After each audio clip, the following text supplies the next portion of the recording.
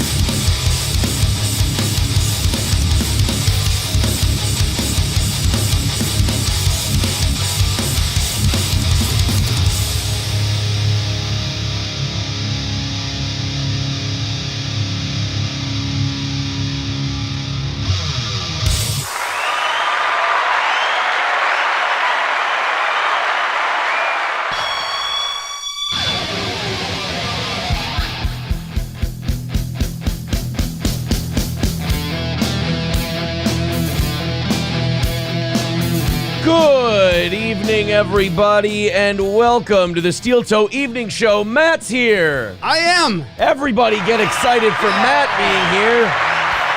You know, when I looked out over the landscape of Rumble and YouTube and Twitter and Facebook, one of the things I said to myself is I said, there really aren't enough shows with two white guys yelling about the way the world is. You know, there's a lot of shows out there where you got one white guy yelling about the way the world is. There's a lot of shows where you got 3 or maybe 4 white guys yelling about the way the world is. Or a white guy and a white chick. Right. I mean, you do that. Right, but how many times you got 2 white guys in the same room telling you that it's all fucked? It is all fucked. We'll be all right. Will we really? Well, no. Will we? Here's all you got. Will we be all right? Because I really. Here's all you point. got to do to make sure that we're all right is just keep comparing yourselves to lesser and lesser nations. And stop comparing to like decades past, because that was a long time ago. So stop looking at the good times. Right. Don't look at the party you had last week. Look at the party your neighbor had that ended in an accidental tannerite explosion and killed 7 people. So, for example, if you're looking at, and you know, the other good thing about the United States going to shit is that usually the way we go, we kind of drag the rest of the world with us. Yeah, you're all going down. Right. You're all fucked. Everyone's like, oh, China's going to overtake America. Never. They're tethered to our ankle. Like, they're fucked. Yeah. They're done. All of them. Saudi Arabia. If we become too poor to buy oil, the hell are they going to do? Sell to Russians all the time? I don't think so. So, yeah, just like, I'll be honest, like when it gets to like comparing us to Cambodia, then you can start to go, oh shit. Then you can start to look at like the 70s. Well, how far and the 80s. are we away from comparing ourselves to third world countries saying, well, at least we're better than them? We still have Eastern Europe. Okay. Although like Hungary and shit has super based leaders, so they're actually kind of cool. I don't know. As long as we got like Greece and Spain and shit. Right. We don't have to go into the third world quite yet. Welcome to the show. Matt's here. Matt's doing the evening show tonight. You know what that means? Knock out the goal so I don't have to beg in front of my friends. How about that? 245 is the number today. You guys went 10 over this morning. 5 goes to Redbeard's family. 5 went to you guys. So, evening show. If you want to contribute, PayPal, Streamlabs, Venmo, Super Chats, Rumble Rants. Hey, Rumble people. Rumble's always changing shit, so yeah. I'm always the last guy to know what they've changed or what they've fixed or done. Now there's people in the chat that have red highlights. You see that? You see the red highlights on their name? Why? So Bigot on Socialist Media, Chevrolet JB. I don't know if those are subscribers. I think it's they joined the channel. So now our subscribers, the people who have become members on Rumble, they get a cool red highlight behind them. But the other thing that we have is we have Locals. Our Locals has launched. So Locals is like, I don't have to do Discord. I don't have to do Reddit. And it connects right to Rumble.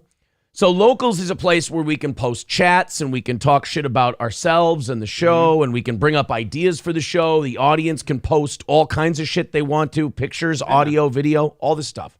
And we can put exclusive clips up there. So I'm thinking the Armageddon bit from this morning is going to go on Locals.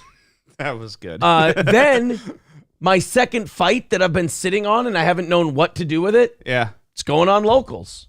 So I'm going to put my second fight up there, I think, tomorrow. The Armageddon bit, maybe on Friday or something. So then $5 a month for Locals. Now, you can become a member for free, and I will kind of put some members stuff up there on Locals. But you can become a supporter on Locals, a joiner. I don't know what the fuck the difference is. But I don't know what they call the thing that's when you're a contributor on Locals for $5 a month.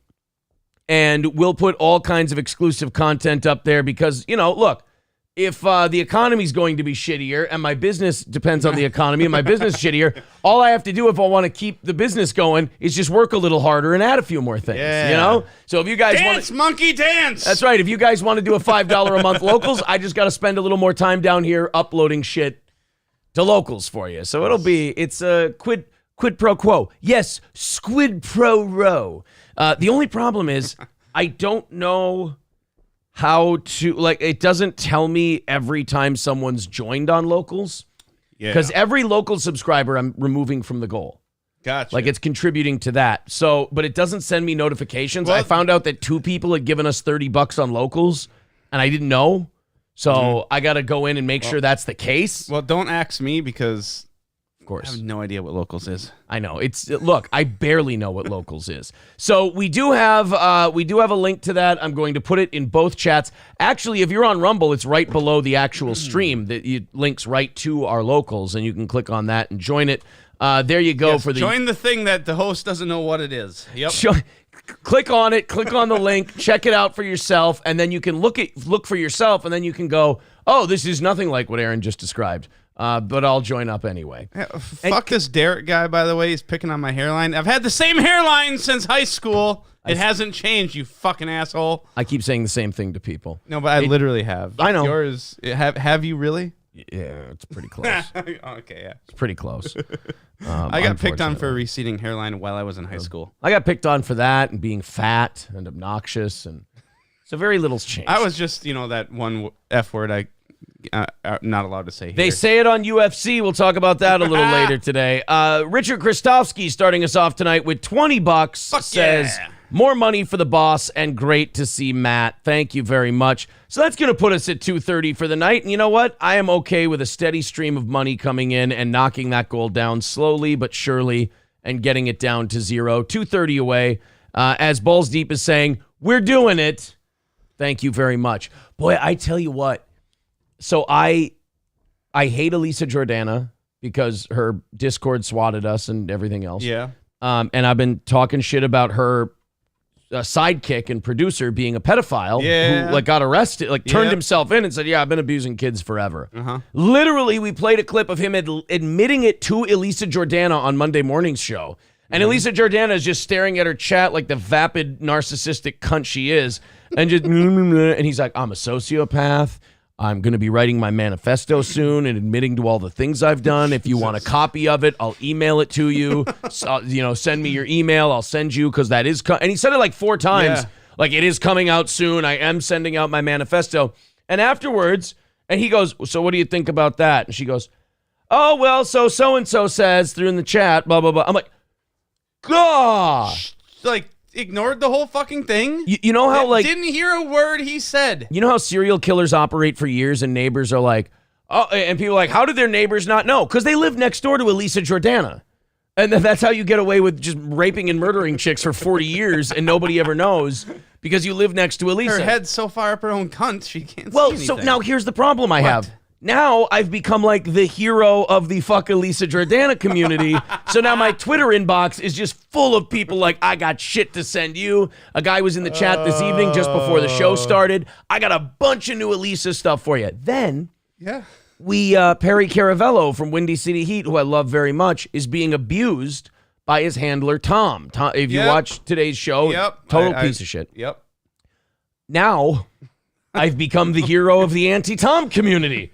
So now I'm getting all kinds of, they're like, go to this subreddit and check out all the videos, and here's this one. You got to talk about this. And I'm like, whoa, I can't have my show become just the Elisa and Tom is an asshole show. what I'm trying to say is if those two could get married or something and they could just join up, that would make my life a lot easier, because we talk about the news and we make fun of famous people and we shit on powerful people on this show and we play, we tell jokes while our empire burns. That's kind of our thing. And for like a side once in a while, we go, oh, aren't these people like terrible human beings? Yeah. I can't do the look at all these people who are in a rogues gallery of evil people collection for two reasons. One, it'll take up too much of the show. And two, I'll go insane. Yeah. Watching Elisa Jordana clips. Yeah. That, as Ricky Gervais once said, that's what made Stephen Hawking's mental, all that thinking. Want to see that happen? You know what's really nice? What's that? Pretty much not having an existence on social media anymore. It is kind of right. Like, dude, I have life is so like you have to do it. I get it. You have to do it for your show. Like you have to do that. But you're also fighting the battle of not getting sucked into more shit. Right. I have a Twitter. I have a Facebook. I immerse myself as much as I want to, and then I leave. I go. Yeah. Whereas other people... I know you keep a good, healthy separation. Yeah. I know that for a fact. But some people sit and wait for responses. Yeah. Like they sit there. There are people, like I have to moderate the YouTube comments. Like I like them all because it's supposed to be good for the algorithm. Even though YouTube shadow bans me for having strikes and saying shitty things about COVID. Shit anyways. So I don't know why I'm doing it. But people will write these big paragraphs about what a piece of shit I am and how awful I am. And I'll just write back to them and I'll just correct the factual things they got wrong. And then I'll go, but thank you for having me in your head this much. I appreciate that. And then I'll go, and I'll see that they responded like an hour later, like, oh, see, you responded 6 seconds in. Yeah, it was really easy. And then I left, and then I went and did my day, and then you came back and kept checking it to see if I'd responded to you yet. I had to go in here to like your shit anyway. Might as well correct you. Their big thing is they like to comment. They're like, oh, you only have 400 viewers. I'm like, well, that's half my audience. I go, we have Rumble, we have everything, and I go, that's about 700 to 800 at a time. I love how they're like, you're a nobody, you only have 400. I'm like, you're not losing this battle if you quote my numbers correctly. I'm still a nobody if you accurately tell me what my audience is. You're also a nobody who still makes a living doing this. Yes, I am barely making a living being a nobody. But you are, though. I am. For 3 years now after radio. But that's the thing. You actually are. So fuck them. And so I like to get my credit. Even if you hate me, I still want you to give me my credit for my 700 or 800. I mean, right. I'll never clear 1,000. On Rumble, Fridays we'll clear 1,000 because Rumble doesn't shadow ban your shit. But, once a week I get to 1,000. The rest of it. And by the way, 1,000, you know what you are if you have 1,000? What? A nobody. Yeah. You're still dog shit. That's still awful. Every 15 minutes on radio, we had 1,700 people listening to us in St. Cloud, Minnesota. The internet is bullshit compared to that. Right. Crack Baby says Aaron won't do Discord, avoids Facebook, yet joins Sorta Spawn between them because it makes him money. Yeah, and I can control it. I like that. Yeah. I don't want just any fucking... Playing the game, working the system. What the fuck's your point? You want to come in and talk shit about me, you give me $5 a month to talk shit about me. You come in here and you go, you pay for that, right? Yeah, and why don't you go on Discord so I can shit on you? Because I don't want to read bad shit about me for free. If somebody gives me $5, they're a customer. I got to take their shit. Yeah. I think you're fucking terrible. Well, and cool. Thanks for the $5. I thank you for the $5. Like, look, I'm a big whore. You want to tell me I'm a piece of shit? I paid him $5 to tell him he's a piece of shit. It's a win-win. Cool. Yeah. Yeah, thanks for the $5, dude. Everybody's a W on that one. Yule Gibbons says ROTC does their members only show on locals. That way it's exclusive to members. Only problem is that it excludes your YouTube members. YouTube, see, that's what's perfect is we can stream the members only shows now on Rumble and YouTube, and now I can make it members only for both, which is really nice. So the Rumble people get it, the YouTube people get it, and the locals people get it, and of course the Patreon people get it as well. I Am Walter, renewing his membership for 16 months, says, why do fathers take an extra pair of socks when they go golfing? In case they get a hole in one. That was dog shit.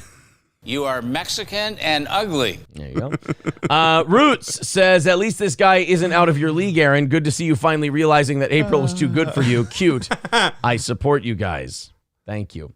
Amy well, then give us money if you support us, asshole. Amy says, anyone else notice that he keeps using the word vapid? I think it might have been on his new word toilet paper roll. I have used the word vapid so many times throughout history. It's one of my favorites. I have to back you up on that. Amy says, haha, was that really just this morning routes? I swear to God, it was like 3 times in 20 minutes to the point where I picked up on it. What? I don't know what that means, but thank you. Root says he said it 4 times this. Yeah, I use vapid all the time. Okay, yeah, so she's referring to vapid. When you're talking about Elisa Jordana, I challenge you on this. What other vapid is a word you use? It is. What other word are you supposed to use with Elisa Jordana? Cunt? I use that one all the time too. All right. Well, that's funny. Well, then you're covering all the things, right? They don't count that one. I call her a cunt 20 times. I call her vapid 4. What do you guys notice? Vapid. That offends you. Lemmy says, fiddle away, Nero. I don't know what that means because I'm behind in the chat. I'm sorry. Let's continue on here. G-Chup says, speaking of horrible people, Bam Margera is doing a convention soon. Let the shit show begin. Hidden Figures says, Elisa's surname is Schwartz. Noticinol overdose. Oh, no. Oh, no. I didn't see that. I didn't see it. D. Gulag says, usually get morning show notifications, but I rarely get evening show notifications. Shadowban. Samuel with $2 says, why are there now 2 ugly fuckers on my screen? Because I brought another ugly fucker with me, so I wasn't so ugly. Because April ain't here tonight, so I am. Yeah. So you got 2 ugly fuckers. Samuel with $2 says, why are there now 2 ugly guys on my screen? Wait a minute, you gave us $2 twice to tell us that twice? That hurts my feelings. That really hurts my feelings, sir. It doesn't hurt mine anymore. Why would you say that? Hidden Figure says, vapid is a distant second to the N-word in the Imholt household. Here's how awful our language is. When you say N-word, we say, which one? And you go, there's more than one N-word? In our house, there is. We got lots of words. We have a wide vocabulary. Yeah, look at Rumble doing shit. I got all the people who are subscribed to the Rumble channel have highlighted red thingies in their name. Yeah. What a cute deal. What a highlighted cute deal. red thingies. We're getting so technical. Trucker 18-wheeler says no goal tonight. Oh, we got to hit the goal for Matt. 2:30 away tonight. There you go, guys. Let's get to work on that. We'll do a great show for you today. And you guys can get us down from 2:30 to 0. And again, whatever we knock out and go over, 50% of it goes to Redbeard's GoFundMe at the end of the week. So thank you. Over 200 of you here at the moment. We'll get up over 300 at the show's peak. Thank you guys very much. Everyone hit like, hit subscribe, hit share. So I told you that people have been sending me fucking Tom and Elisa links all day. I want to watch a couple of these because I like this James Worley guy on Twitter. I only get to listen at work. I don't get to watch, so I don't get some of the context of things. Yeah. It's hard to follow along. We're like, well, this guy's attacking this guy and this guy. So I was like, I don't know what the fuck's. To see some of this, like actually, like the visual, it'll be good. So there's this James Worley made me privy to this woman named K Jobs. Okay. Now this is what I worry about hitting play on this shit. Kate. I feel like my life is not going to get better knowing who these people are. You know, I'm gonna go out on a limb here and say before we even watch this, you're right. Now here's something people need to learn. And the internet needs to learn this especially. Just because someone doesn't like someone you don't like doesn't mean you should like them. They too can be someone that you should be at an arm's length from. Yeah. Look, if you're someone, so this is someone who apparently quit Elisa Jordana's thing. Mm-hmm. And you're like, oh, I should like her immediately. Pump the brakes. She also got suckered into being part of Elisa's thing. So this is not, I don't know if this is necessarily going to be a good thing, but let's check it out. Check it out. This is K Jobs, and this clip is called K Jobs Tells Elisa Off and Quits. I'll check it out. In that weird, perverted way that men... All right, already insane. Over there. Already a crazy person. See, again, Elisa attracts a certain kind of people, and they usually have this look in their eye. Yeah. Oh, yeah, that look. That's the look that Elisa attracts. And then, but here's her problem. When her crazy bots blow a gasket, they don't go, oh, Elisa's good. When I have my mental breakdown, I won't have it on her. They just kind of blow, like a nuclear weapon doesn't go, oh, that village looks like a nice farming community. I won't explode in that direction. It just kind of goes off. It goes everywhere, yeah. So I'm not going to watch 7 minutes of this. Is it just this angle, or does she have a really big chin? Which one? The one on the left. No, I meant which. Well, the one on the right has multiple chins. All right, here we go. This is Cage. Which one of the 3 Asked me if chins you're on the okay. In screen? hospital, when people ask you if I was okay. He said one of your people contacted him and said that I have mental problems. and Oh that he my should God, check that up bitch on is me. crazy. I am so. She goes, Oh my God. Now, did you hear- Oh, wow. Wait That a is minute. mental illness. Did you hear her? She goes, one of your people contacted me and said, I have mental problems. And she said it like a how dare they. Yeah. And she said it 900 miles per hour and with a crazy person's look in her eyes. And Elisa looks at the camera. How would anyone say that one of my viewers is mentally ill? I don't know, because clearly they are. With your stream, Elisa, I cannot handle this. Look at them eyes. Wait. I'm sitting right here. No, Just I like mean, that guy. one of the people of your followers that I do not like this. I she do wearing not a like bed this. This is the meanest, most horrific, evil event I have ever witnessed on the face of Nothing earth. happened. Yesterday was 9/11. How dare you? When the planes hit the towers, it wasn't as bad as being part of your program. No, so Elisa preys on people like this, puts them on her stream, exposes them, uses them for content, and then they sit here and have mental breakdowns in front of her. And I guarantee all Elisa can do is sit there and go, how do I make this work for me? So this woman is like, if you or I saw this woman breaking down like this, we'd put a blanket or a tarp over her and we'd go, why don't you go outside for a little bit? Like, why don't you just take care of yourself and just kind I'd of try to roll her back into the ocean. That's very sweet of you. That is very nice. But everyone knows something like that lives underground. I was just sitting No, here you're talking to a streaming the Republican. way you treat people, I treat people the way you great. talk about people. I treat people great, as one of your biggest fans is having a meltdown right in front of you. Yeah, she'd be like, I treated that pedophile guy like $1 million. I'm not to be shallow and judge a book by its cover, but she does not look like a person who treats people great. No. Hey, you She know the doesn't. kid fucker? I treated him like a king. People is horrendous. I didn't talk about anybody else. You talk about everybody you know. No matter what, you have something negative and nasty to say about them. That is despicable. I don't understand why. Elisa, you are being called a terrible human being by someone with clear chronic mental illness. A person, and the mentally ill are not known to be very perceptive. Right. They're not known to be able to see shit. They're kind of wrapped up in their own thing. Elisa, a really mentally ill person has the foresight and vision to see you coming from a mile away. These are people who don't see their own school shootings coming until they're knee deep in their classmates' blood. And they're firing rounds at janitors. And she sees you coming and goes, I think this woman's nuts and really shitty to people. I'm the one being called insane when I'm sorry, I think that you are far, far, far incredibly more insane than I used to. Oh! Yes! K Jobs lives. A fucking mental patient calling out another. And you know what? It takes one to know one. Right there. That's a perfect example of it takes one to know one. You know what's great about this? She can identify it because she is one. What's wonderful about her, What? she's right. She's 100% right. Sitting here. And I'm not done lecturing you. Okay, that's fine. You need to stop. I being hate so the way she disgusting looks and at the cruel. camera during this. So, What did I do? I was literally doing nothing. I was asking about Republicans. Every chance you get, you turn around and you have something fucking nasty to say about somebody. didn't say you do. anything. Like, Charlie is the sweetest person I've ever met, dude. Is he still on the phone? No, he's not. Oh, This is like Forrest Gump calling someone a dick. It's really something. It hurts my head. Should we skip ahead a little bit? Because I have a feeling that this is going to get repetitive. I don't want to watch 7 minutes of this. I don't either.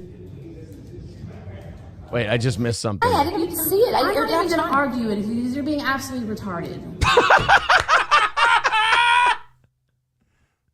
This chick just called Elisa Jordana retarded. Oh, talk about the Phoebe calling the kettle a retard.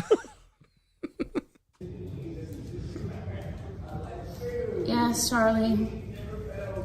What? No, she's taking a phone My call? family has never helped me with, since I got out of the Army, has never helped me with my situation. Oh, you know what? Now I don't want to make fun of her craziness. She was in the Army.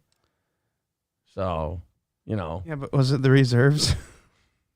Ever that I I've never done. said No, she just ate a lot of preserves. Oh, okay. That's all. No, but you know, somebody clip out this. You've said some very nasty things about me, and I would die, dude. And I'm so sorry, I would but not say that was like the most cruel thing that has ever been said ever. Look at how Yeah. she just looks at the camera Yeah. eating. Just She's like reading her chat all the time. completely dismissing what this bitch is saying. She clearly did say some terrible things about this woman, and she just now I'm reading the chat and just staring at the camera, ignoring what she's babbling about. And if I may, and this is a minor pick, Yeah. but when you're broadcasting, let's not eat crunchy foods.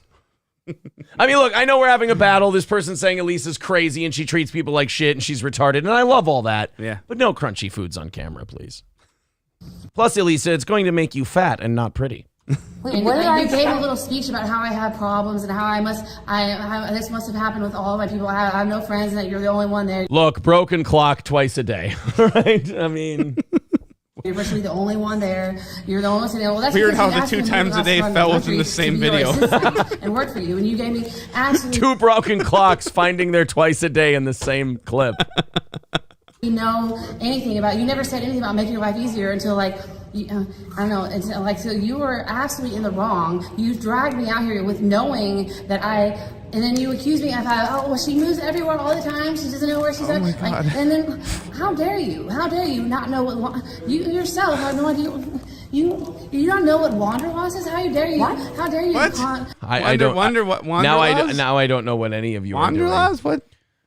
You need to let them know that I cannot Wonder Bra? manage negativity. I will tell This them. depletes my system, and I Stop playing music. I am better than you. I'm better than you. I'm sorry, you think you're some kind of goddess, but I am far. You do not deserve anything that you have, woman. Yeah, let's do our lips. She is a total sociopath and narcissist. This woman is giving her a dressing down about what a terrible human being she is, to the point where she's having a mental breakdown. And Elisa's like, now's a good time to gloss up. I just had some Chex Mix. I'm a little salty. There's so much going on in that video that I can't. Oh man, but dude, this is my life now. People are just sending me clip after clip after clip of this shit. Dude, be careful. You're going to turn into one of them. I can't. I'm not going to. I promise. I won't. And now people are saying, oh, I guess Vapid is the perfect description for this woman. See, I told you. $2 from Camel Toe says, I just subscribed to Locals. Okay, Good for you. I gotta see if I have, if I get notifications to that. Oh, hey, hold on. We have a call from a familiar face. Oh, did you Hold actually on. set this up? Hello, caller. I just want to say 2 things. One, Matt, firecrackers, good to see you. And Aaron, I heard you were I heard you were stream sniping me last night. You keep the Howard's name out your goddamn mouth, brother. Ah! We're doing it. We're doing it. Yeah, we were stream sniping Corey last night. Okay. Yeah. We were watching him, The Walrus. Go to Corey Adam Comedy on YouTube. When he's driving RVs to places, he's streaming at the same time and reading his chat, which is incredibly safe to do, I hear. Yeah, it's 100% legal. Camel Toe with $2 says, Not video evidence of that at all. Camel Toe with $2 says, I just subscribed to Locals. Thank you very much, buddy. Yeah, we do have a new Locals. If you use the promo code SteelToeJoe, you get a free month. So thank you guys very much for that. Also, Rupert becoming a member for his 16th month says, yeah, how dare they say one of them are mentally ill? They're all mentally ill. I mean, the man's got a point. Mm-hmm. Beanie Urza says, vapid, vacuous, insipid. Ooh, I like that. All right. I like that. So we have Matt here tonight, and we've had Corey I am calling here. in. Look at that. 230. Oh, I'm sorry. There were 3 2s that came in. So 225 away from tonight's goal. Thank you guys very much. Get that under 200 by the top of the hour, and we are going to be happy as pigs in shit. And I tell you what, any locals that come in during the show, I'll add to the next show. Yeah. Because I don't get notifications. Does not compute. So I can check it after the show's over, but it doesn't send me notifications now. All right. So Streamlabs, PayPal, Venmo. Thank you guys very much. 225 away from tonight's goal. I hope that you guys think about contributing tonight. We've hit every goal so far this week. We're off to an awesome start, so thank you. Bigot on socialist media says, Elisa doesn't give a fuck what she's saying. More interested in her chat. I guess she's used to people talking to her like that. Yeah. Wilmer Autotech says, when is Matt getting Thursday nights back? I'm hoping that in 2024 we can make some very big changes. And, you know what's hard about Thursday we got a lot of things planned. Thursday nights are hard because I have my kid every Thursday. Oh my! That makes it a bit tough for a Thursday night show. Probably can't be screaming like this and doing shows. I don't have a garage right now. I have a basement, but it's in the same. How if I'm doing this and screaming? You know, it's a very sturdy table. It's a solid. Right. Exactly. But the way you're pounding. But how do I do that in the same house, literally right underneath where my kid is trying to sleep? If you guys have never seen the way Matt pounds on his table, we actually have a clip of Matt pounding on his table when he broadcasts. I want to show you guys this. You know what I'm sad about? I don't think the clip of me strumming the fucking string to I don't know. Muffara Joe. Well, here's okay. Yeah, I do remember that, but here's a clip of Matt pounding while he's broadcasting. This is it.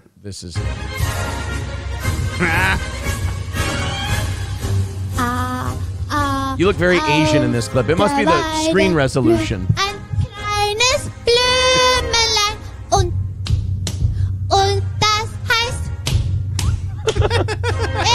I love this girl. Honestly, you two should I want to adopt her so bad. No, she's Asian. She's probably 34.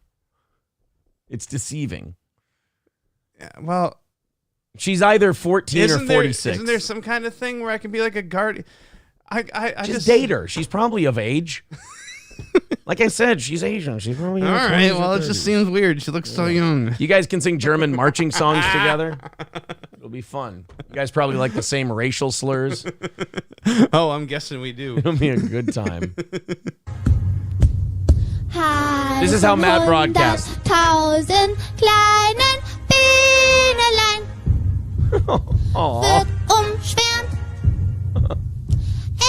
You guys can bop away. Now here's what Matt does. Here we go.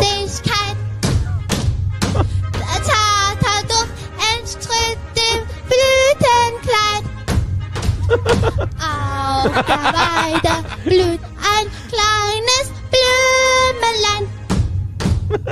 Und das heißt Erika. She's shaking the entire setup that she has. Good for her. She's got passion. I like it. David Cruz says, Steel Toe, still think Perry is a piece of shit, but you guys really opened my eyes to the bigger piece of shit that is Tom. Always knew he was one, but didn't know he was this much, so bring back Don and Mole. Yeah, I'm getting a lot of that. You cover an Elisa, you cover a Tom or a Perry, and you're going to get the refugees from those communities who are like, you think that's bad? And they just dump a bunch of videos and shit right at your feet. But you got to not go down that rabbit hole. That's endless. But I don't know. It's so endless. But here's my problem. I like making fun of bad people. Because then you need to do a specific time slot for it and stick to that, because it will consume you because there is so much of it. Or, and hear me out. Okay. Or you could just take all your free time, watch all of their videos, and become like, is it Charlie Day in Always Sunny in Philadelphia, where you've just got red string in a background connecting different... See, that sounds like not a healthy way to spend your day and disconnect from the internet and go about being with your family. I never said it was healthy. I said it was the other option. Oh, okay. Yes. That's not the good option. Oh, man. All right. So thank you guys very much. 2:25 away from tonight. And then, of course, whatever's on locals. Thank you for joining our locals. What is the link? Can I just say it out loud? Yeah, it's just steeltoemorningshow.locals.com. That's it. steeltoemorningshow.locals.com. Tomorrow afternoon, I'm going to put my second amateur boxing match on there so you can watch that. It's going to be the only place where you can find it. Is on steeltoemorningshow.locals.com. Use the promo code SteelToeJoe when you sign up. You'll get a free month. Your first month is free. I'm like a drug dealer. over there on locals. All right, guys, let's jump into some things. Just trying to get you hooked. I know that Matt gets all fired up at local St. Cloud type stories.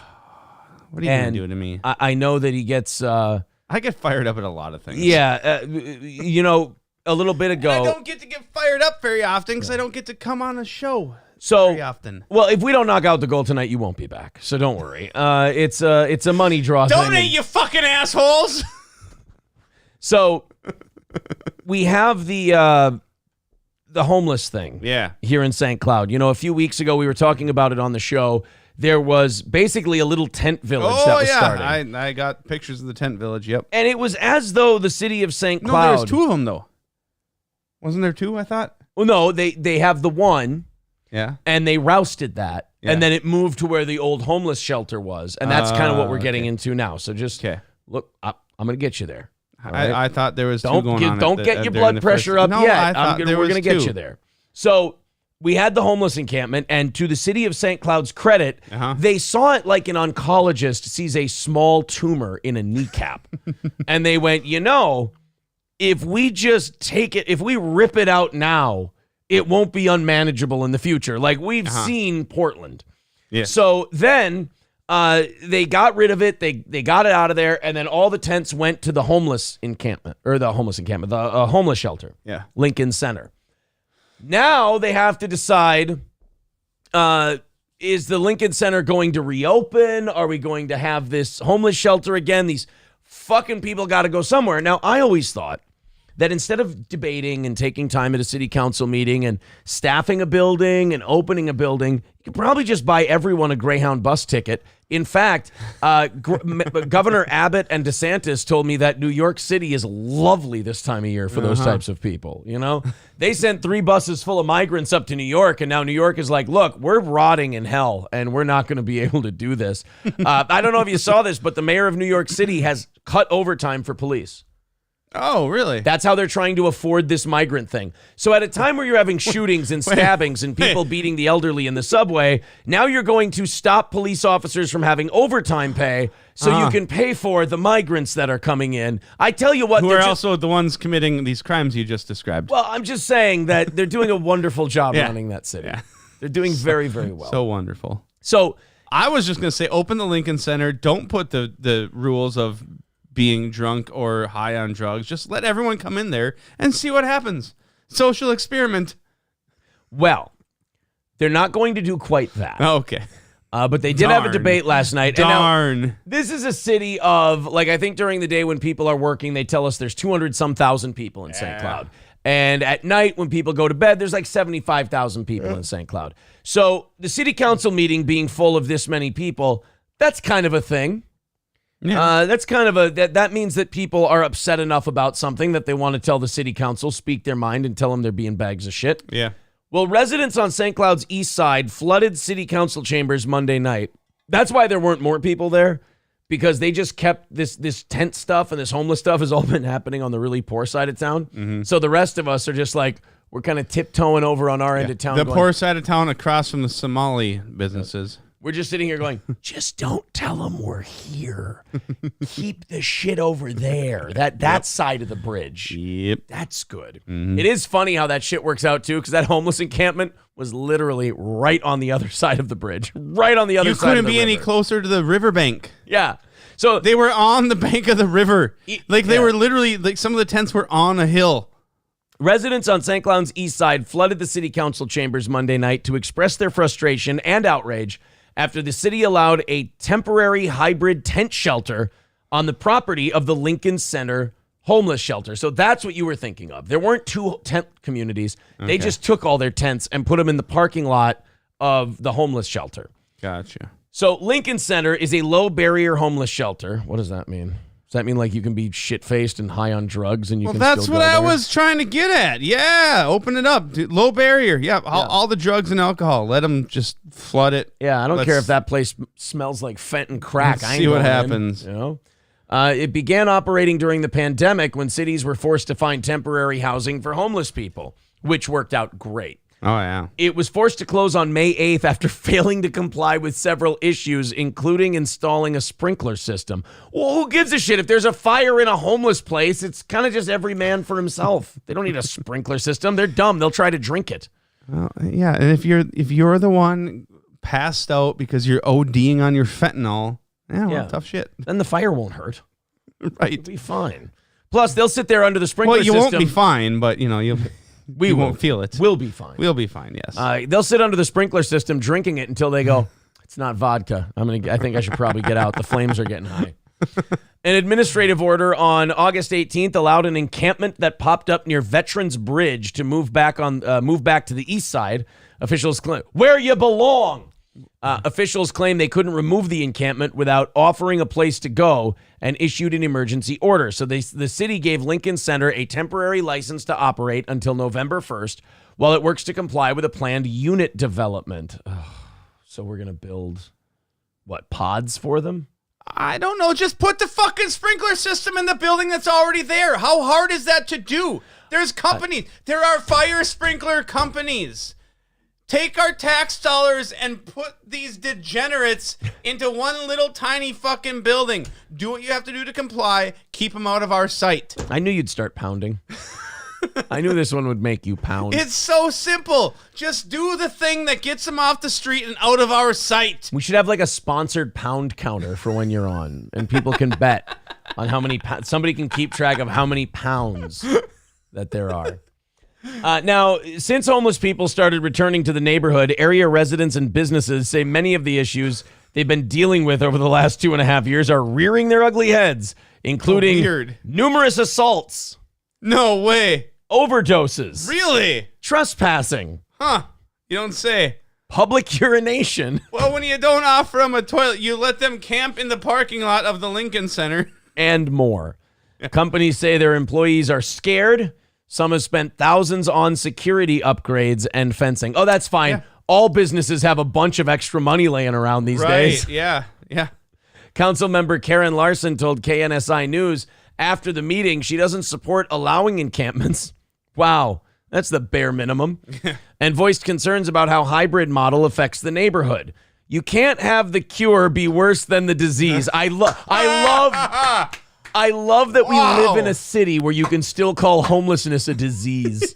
You know, if you were a New York alderman or Chicago alderman and you said the cure can't be worse than the disease, you'd be on the front page of every newspaper, the New York Times, the New York Post. They called the homeless a disease. But here in St. Cloud... Because they are. Right. Here in St. Cloud, you can pretty much call them the N-word and nobody's really going to report on it. Well, I mean, a lot of them are.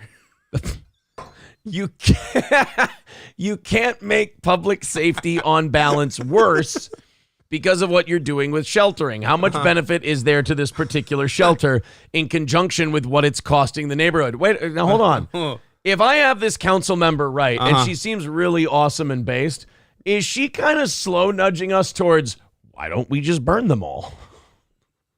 Or at least ship them somewhere else. Yeah. Is she kind of going, look, you can't have the cure be worse than the disease, so what do you do to diseases? There is a bus depot downtown St. Cloud, not very far away from the Lincoln Center. Hop on the bus. We'll never see you again. Be fine. Get them an Uber right to the bus station. They can take their tent with them. It's perfect. Camo Girl says, I drive by the Lincoln Center every day and see more tents all the time going up behind the black fence that they have up. I mean, at least our city has the decency to hide. Fence? Yeah, at least our city has the decency to hide these people. I got to drive by there. I got to see this black fence. It's been a few weeks. Apparently some shit's changed. It's, it's very, very, it's not getting good. Put it that way. It's not getting good. No, it's... You want to continue to listen to our potential Nazi council person who's, I think, slow rolling us into genocide of the homeless? Larson told us she feels the city needs a plan before temperatures drop. Oh, that was my solution, was just let them turn to icicles, you know? The temperatures drop if the center isn't compliant by November. What the city needs to... You know what I'm going to do? I'm going to go in there with one of those little sprinklers that you stake into the grass, and it goes, and I'm going to put it right in the middle of Lincoln Center. I'm going to go, we're good, turn it on. And that's going to be their sprinkler. Perfect. You can't make, I'm sorry, I skipped a paragraph there. She said, perhaps in Stearns County, perhaps in another shelter, that does not itself generate a culture that is problematic and then goes out into the neighborhood. What she's trying to say is these people are pissing, shitting, and ODing in the streets. Here's the problem, though. It doesn't matter what neighborhood you put them in. They're going to do that. And you're going to have people in every neighborhood you put them in saying that shit. So the best thing to do is just build mental institutions and lock them all up. We should never have closed them down. Thank you, Ronald Reagan. We had somewhere for them to go. Guess what? Now they're in your backyard. Literally in your backyard. Shitting. Taking a giant shit. Yeah. Shitting in your bird bath. This is what they're actually doing. Thank you to Tim B with $2. Says, subscribe to Locals twice because I didn't know what I was doing with one with coins and one with the join button. So you get $10 from me this month and didn't know about the promo code. Love when Matt is on. Thank you, Tim B. I appreciate that. Oh, there you go. So, yes, we do have steeltoemorningshow.locals.com. We will see how many people have joined that, and we'll knock that off the goal for tomorrow. Wait, let's see if this works. April, I need an ice cube. It's a strange request, you know? It's not really. It's a strange request. April, I need, very simply, just an ice cube. An ice cube. Well, your Just ice an cubes ice are cube. fucking like 3 inches squared. Oh, man. Well, okay, so there's, all right, there's 6 active supporters, 11 members on don't know Locals. what So that a means. lot of them using the promo code. Active supporter is you pay the $5 a month or you entered the promo code to get the free month. So thank you guys very, very much. Let's knock that 225 out. Again, let's get it under 200 by the top of the hour. I hope you like Matt. I hope you like the show we're putting on for you. And I hope you consider contributing to your favorite program just to keep us on the air. I can get Matt to pound on this one, too. This will be another pound story. So we've taking it to Pound Town. We've been hearing a lot about COVID lately. Oh, there's Matt's ice. Thank you, my lady. Let's wait for this drunk to get set up so we can do a show. By all means. So we've been hearing a lot about COVID, and there's a spike because of this new variant. But then a week later, they came out and said, "Yeah, it looks like everyone's just kind of getting the sniffles." But hey, we got a new booster coming. How about that? Yeah. Well, now of all the COVID shit that's been kicking around over the last few years, the one thing we didn't need to hear in conjunction with COVID is CIA. That would have just made us go, no, I can't. No, I can't. Wait. Yeah. What I'm trying to say is I have a CIA COVID story, if you'd like, because COVID hasn't been clandestine and corrupt and evil enough. It needed the CIA to come by and go, and there we go. There's our little CIA sauce right there. How is the CIA getting involved? Well, you're going to think that it's like dirty and underhanded and bribey and corruption and all that, right? Because it is. It's going to be that. It's the CIA tried to pay off analysts to bury findings that COVID lab leak was likely, according to a whistleblower. So literally, the CIA was just paying off the people whose job it was to find out where the virus came from. They weren't even paying them off to say it was a pangolin. They were just trying to pay them off to not say it was a lab leak. So all of you who said it was a lab leak and were in any kind of position of authority, congratulations. You missed out on a giant payday, you fucking idiot.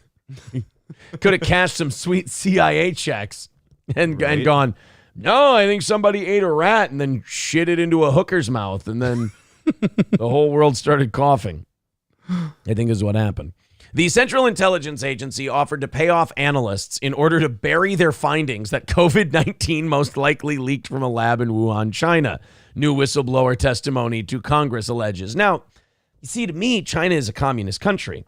And a communist country Wait, just to you, or is this factual? Well, to me, that would make them the enemy. Okay. And if your enemy is tripping over their own dick, you let them and you point it out to the whole world and you laugh. Like if this were 1965 and the Soviet Union reintroduced the plague unto the world and we found out it was them, we would be yelling to the whole world, the Soviets did the plague! The Soviets did the plague! But because we have a president who I believe owes China a lot for a lot of their Burisma holding money that they gave him. He has been very light on the lab leak. In fact, I've never seen anyone drag their feet, because I don't even think they've declared the lab leak the official thing yet. They've just stopped denying that it wasn't. Yeah. So they've been protecting China on this whole deal. Well, now we're finding out that the reason they were so successful was because the CIA was basically bribing people like, hey, don't say that. A senior-level CIA officer told House committee leaders that his agency tried to pay off 6 analysts who found SARS-CoV-2 likely originated in a Wuhan lab if they changed their position and said the virus jumped from animals to humans. Yeah, that's not a good accusation. And that you don't just pull that accusation from your ass. You saw that happen. Yeah. I mean, that's some people have vivid imaginations, but not that vivid. Great. So there's our government paying people to, no, that didn't happen. That's not what we want to put out there. Do you know how corrupt? Cool. Do you know how corrupt the CIA has to be to make a CIA agent feel bad enough where he feels he has to say something? Like, our CIA was so dirty on COVID that a guy who's probably planned the assassinations of plenty of super innocent people that were just trying to make things better for the human race, a guy who literally planned how to kill those people went, well, morally, I just can't abide by this. I have to say something to someone. Like, this guy organized cutting the brakes of a guy who wanted to speak out against the vaccine or had something on Hillary Clinton. Like, he personally took a sawzall to this guy's brake lines. And because of the COVID thing, he went, I feel like I'm not going to be able to sleep at night on this one unless I say something. Direct message says, what's this alcoholic co-host drinking tonight? He's a piece of shit. I don't even want him to tell you. Windsor. What he's drinking. Yes, me and Gino, we like the Windsor. He's drinking Windsor. That is the COVID antidote. Antidote is just a quick little story. You heard me. Yeah. An anecdote and an antidote. Tells you the story of how you don't get COVID. Completely different things. Well, now I can see why we're still 225 away and it's starting to get hot in here and I'm starting to develop back sweat because we've had a great start to the week and now here we are. Crispy Critter with 199 says, to my favorite second mic. Well, thank you, buddy.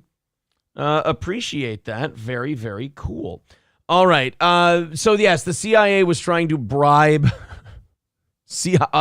Now, they were paying off analysts. So the CIA was trying to pay off their own people. Didn't they also put crack in the ghettos? Well, yeah, but that's one of their oldie but goodies. That's their free bird. It's trying to basically exterminate the black community with crack cocaine. Some guy that works at an agency where he's like, yeah, I'm cool with that. I'm gonna go to work for them. He's like, no, this is the line. I got the line here. People who tried to wipe out people of color using crack cocaine that we brought in and shipped in and gave it to black people to sell to other black people. Yeah, I'll work for them. Hey, wait a minute. This thing you guys are doing is morally corrupt. You shouldn't say that you shouldn't pay people to say it didn't come from a lab. That's wrong. Select Subcommittee on the Coronavirus Pandemic Chairman Brad Wenstrup and Permanent Select Committee on Intelligence Chairman Mike Turner requested all documents, communications, and pay info from the CIA's COVID discovery team by September 26th. Well, here's one thing that's going to happen by September 26th. You're going to redact a lot of stuff? Either they're going to give them... Just take a Sharpie and black it out? Maybe, but either they're going to give them all of those documents, or those districts are going to be looking for new Congress people because they're two just wound up dead with each other's dicks in their mouth somehow. I don't know. 69. Yeah, it's very strange how they always die jerking each other off. It's almost like somebody planned it that way.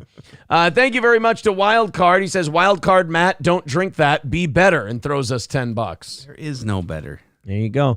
2:15 away from tonight's goal. Thank you very much, guys. Keep it going. Let's knock it out. Dropkick Murphy's oil soap says, best board op in the biz. What do you mean? What did I do wrong? I don't know. How dare you? I thought you've been doing fine. Direct being literal. Direct message says, when did the CIA start paying people off and not rubbing one out? If you get my meaning. I hear what you're saying.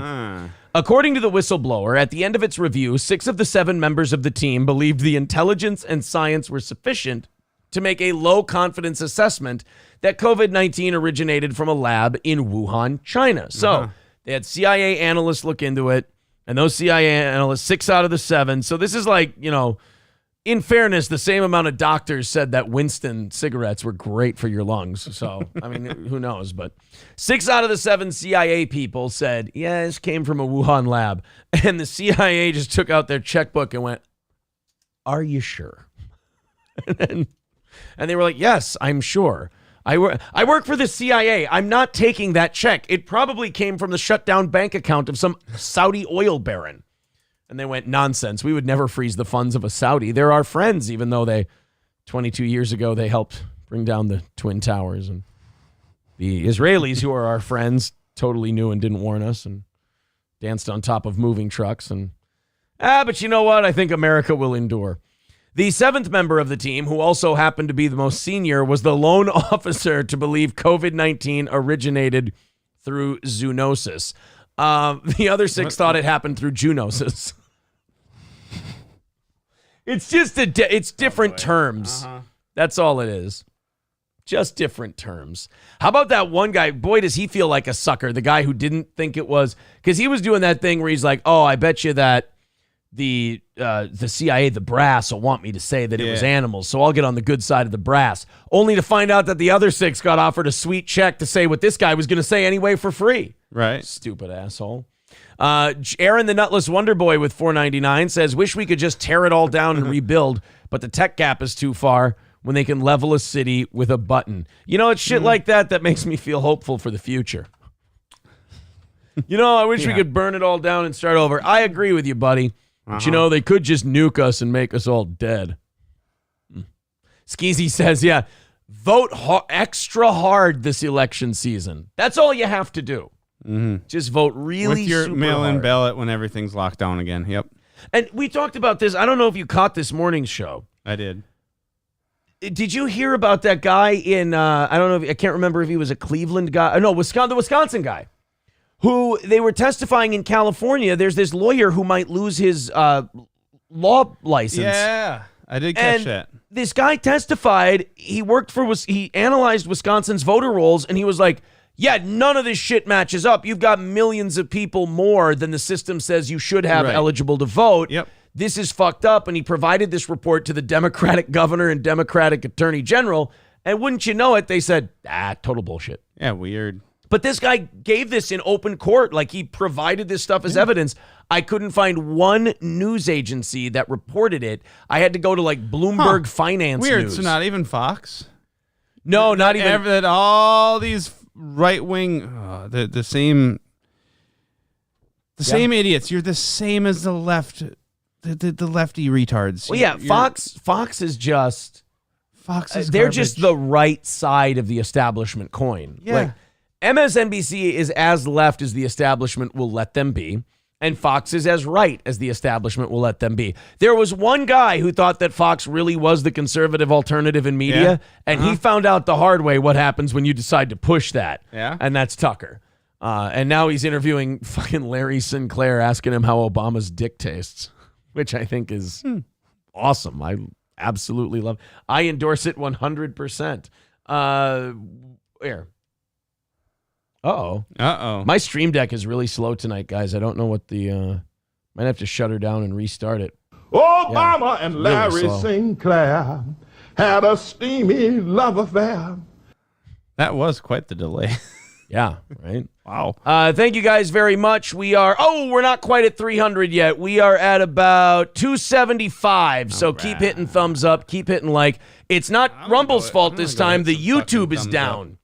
YouTube is lower. Well, I'm going to fucking tonight. All right. I'm going to thumbs up everything. Thumbs up everything. Get that shit rolling because we're 210 away from tonight's goal. Oh, we got 2 minutes until the top of the hour, and we got to get under 200. By that, would you fucking stop it? I'm trying to thumbs up it, all right? Just calm the fuck down. A big thumbs up. Yes, thumbs up. Would help a ton. I got to get a pass for thumbs upping. All right, boys and girls, I am your favorite e-beggar, and I am saying right now, let's start a rally. 210 away from tonight's goal. We've only got 2 evening shows left this week. We can get there. Thank you guys for getting us. We haven't had any losses so far this week. We can't have L's 3 weeks in a row, so haven't had any losses so far. Let's go check out Portland. I love Portland. Already pounding. I love Portland. So Portland has been having its share of problems. Portland's a peaceful community. Very peaceful community. Mostly because all the people are leaving. That's what makes it so calm and peaceful now. It's just the animals left. Just there's people shitting in the streets and the needles. And, there's nothing like going for your morning jog. Animals shit in the street. There's nothing better than going for your morning jog in Portland. No, go ahead. I won't do my funny line. Sorry, they're not people. They're not people, Aaron. Do your funny line. I'm sorry. There's nothing it's not going to work now because you fucking trampled all over it. There's nothing better than going for a run in the crisp, cool fall air of Portland and hearing the sound of hypodermic needles skittering beneath your feet. See, it would have worked, but how did I have something? Here I am delivering a subtle line. I'm animals. We get it. You're racist. Well, there's the needles and then also the shit, yes. Yeah. We make poopy noises when Matt's here. And the squish of it under your jogging shoes. You're cut off. This is hard to work with. You're cut off. Timing is all off now. We're going to miss tonight, and I'm going to go broke, and my business is going under because Matt had to have a second Windsor, for God's sake. In a move that is surprising to approximately zero people who are paying attention, the Nike factory store in Portland, Oregon is now permanently closed. Oh, I can't imagine why. The Nike factory store. I mean, you would think Portland's a big market. They have the population to be able to support a Nike factory store. There's only one problem, though. The Nike factory store was being robbed blind and nobody was being arrested because you're not supposed to call the cops. Right. And you can't have security guards that intervene. No, you can't intervene. No. And if you do intervene, they'll charge you for intervening. Yeah. Hate crime for stopping. Moving out of Portland, Nike decided just do it. In February, Nike went to great lengths to salvage its, oh no. And this one was its MLK community store. Ooh. That's gotta hurt. No, that says a lot. That says everything you need to know about why it was being robbed blind. And sent a letter to Portland Mayor Ted Wheeler and city officials asking for more police presence to combat ongoing retail theft, to which I'm sure the politicians went, oh, no, you stupid Nike people. Don't you understand that cops are the problem? Yeah. As Nike looks around at their bare shelves and goes, no, I'm pretty sure that's not the problem at all. Yeah. I'm staring at the problem. I don't think it was cops who came in here. It's not like the guards from Shawshank came in and tossed cells and just cleared everything off. It was animals. The company was open to creating an intergovernmental agreement with the city of Portland to directly fund full-time. So Nike was offering to pay to have the police camp out there so they could crack some skulls and stop some shoplifting, because Nike was basically telling the city of Portland, look, we can't stay here because they're robbing us so bad that we can't make money. We will pay you out of our own pocket to just station cops here so we can stop these people. It was more cost effective to pay the cop's salary than to keep that store open. Sure. And the city of Portland, being very smart, knowing what keeps the economy afloat and keeps people going, decided to say no so Nike would leave. Congratulations, Portland. You have your morals, you have your progressive standards, and now you've got no Nike. You've got Bob's Welfare Shoe Emporium. That's what you've got left. Holy Toms, that's what you have, and Crocs. Discount. No, but you got the knockoff Crocs. You got Gators. Fuck. We'll pay for our own police. Wow, that sounds like a no-brainer. We can cut down on crime, and it doesn't cost us any money. Right. This is what we call not... How would that also, if you pay for more police to camp out right there, it's going to affect a certain circle in that area. Right. Not just that business. It's going to help other businesses in that area as well. Yes. You are benefiting immensely from Nike saying we will foot the fucking bill for this. It's literally the city of Portland being told all you have to do to fix this problem is get out of your own way. Yeah.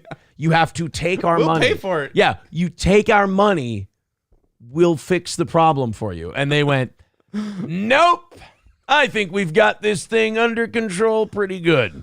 Wow. Now, they wanted to do the whole funding the police themselves. from off-duty Portland Police Bureau officers as contracted security. Yeah. That request was denied by the city due to the police department's detrimental staffing crisis. Oh, so there was too much street shitting, robbing, and beating elsewhere, so they didn't have enough off-duty cops. No, it's because all of the officers are fleeing that shithole and going to nice communities. And that too, yeah. That's what it is. They don't have the staff because there's nobody there working. Now the Nike store is yet another store that has succumbed to the crime-ridden city. Nike offered to pay police officers full-time through the city their entire salaries if they would just patrol the areas near the store. That's all they wanted. So, Portland. Yeah, well, fuck Portland. You know what? As Skeezy says in our chat, just vote harder next time. Yeah. Just vote harder and we'll get there. Oh, man. Vote hard. Hard to the left. Yeah, Look at the same shit. No, but you guys don't understand. Their skin color is different and they talk different than the last one did. This one's gonna work. Yeah, it worked real good. You guys have this figured. You know what? I don't know what we're being so critical of. Portland's got this. Portland's got it all figured out. All right, guys, we're past the top of the hour. We are 2:10 away from today's goal. Old Beggy McBeggerson is going to come out in a little bit here because we got to keep knocking these out. Can't have 3 losses in 3 weeks. Not good for the old ever-tightening financials of running a listener-supported business these days. So if you can contribute tonight, please contribute. We've been getting through these shows. We appreciate that. We've been knocking out enough of the goals to keep this thing going. But let's do it. If you're on Rumble, all the links to Streamlabs, PayPal, and all that are in the description as well as in the chat if you'd like to contribute that way. But let's knock that thing out so I don't have to take up your entertainment time sitting here rattling a tin can at you. We are just short of 300 tonight. That's too bad. Can't even crack 200 on YouTube this evening. That's unfortunate.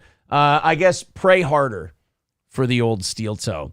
A bunch of Wisconsinites were very happy last night. Yeah. When Aaron Rodgers went down with his Achilles injury with the Jets against the Bills. And was out for the game, and what we find out later, out for the season, probably out for his career.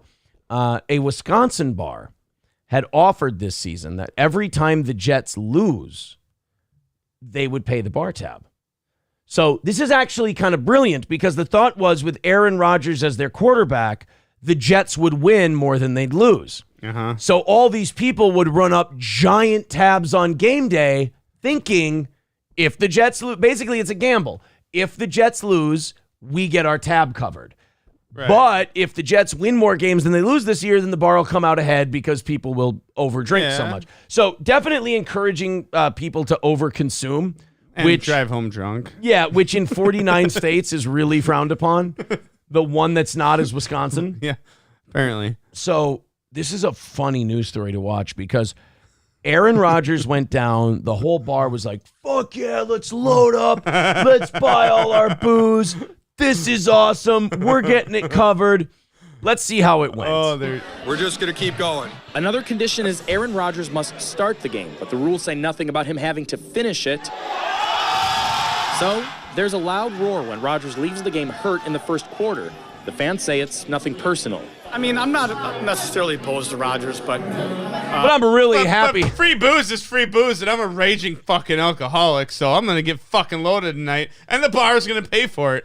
I don't have anything against Aaron Rodgers, but boy, am I glad that he can't use his legs for a long time. That's really good. And when I get pulled over on the way home and get a DUI, I have a rightful cause to sue the bar for letting me drink to clearly a belligerent fucking level where they shouldn't have served me anymore.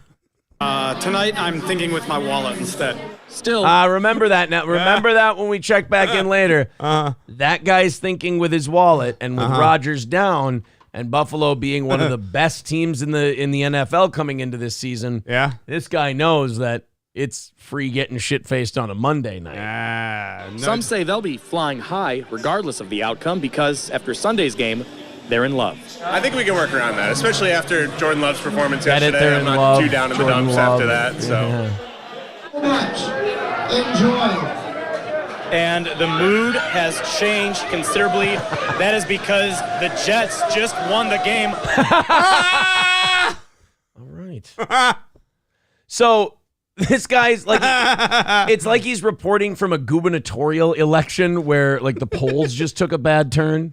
No, that was Hillary's campaign. Yeah. It's like, and we're winning. Oh fuck, we lost. And the mood has changed here in the room as the Jets have just won on a walk-off punt return for a touchdown. That's back to you guys in the studio as people are smashing beer bottles over each other's heads. You pay it, you fucking asshole. You told me they couldn't lose.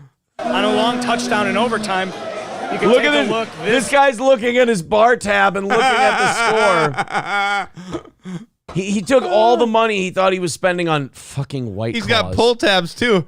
There's a pile of pull tabs. He spent all his tab money on pull tabs because he didn't think he would have to pay for his oh-so-masculine White Claws. And now he's finding out that he and his butt buddy here are going to have to scrape up the cash to pay the bill tonight. This is the reaction from a bar where people are realizing the bar tabs they've been racking up all night, thinking, certainly with Rodgers hurt, the bar was going to be paying that tab. It is setting in. They are going to have to go to the bar and pay that tab. We're just stupid fucking drunks. Even I'm not that dumb. Right. Be responsible for your own alcoholism. And now the rule is that Rodgers has to start the game and the Jets have to lose in order for the bet to kick in order for the cover to kick in. Now that's off the table. He's out for the rest of the year, so these people will never get their bar tab covered by this place.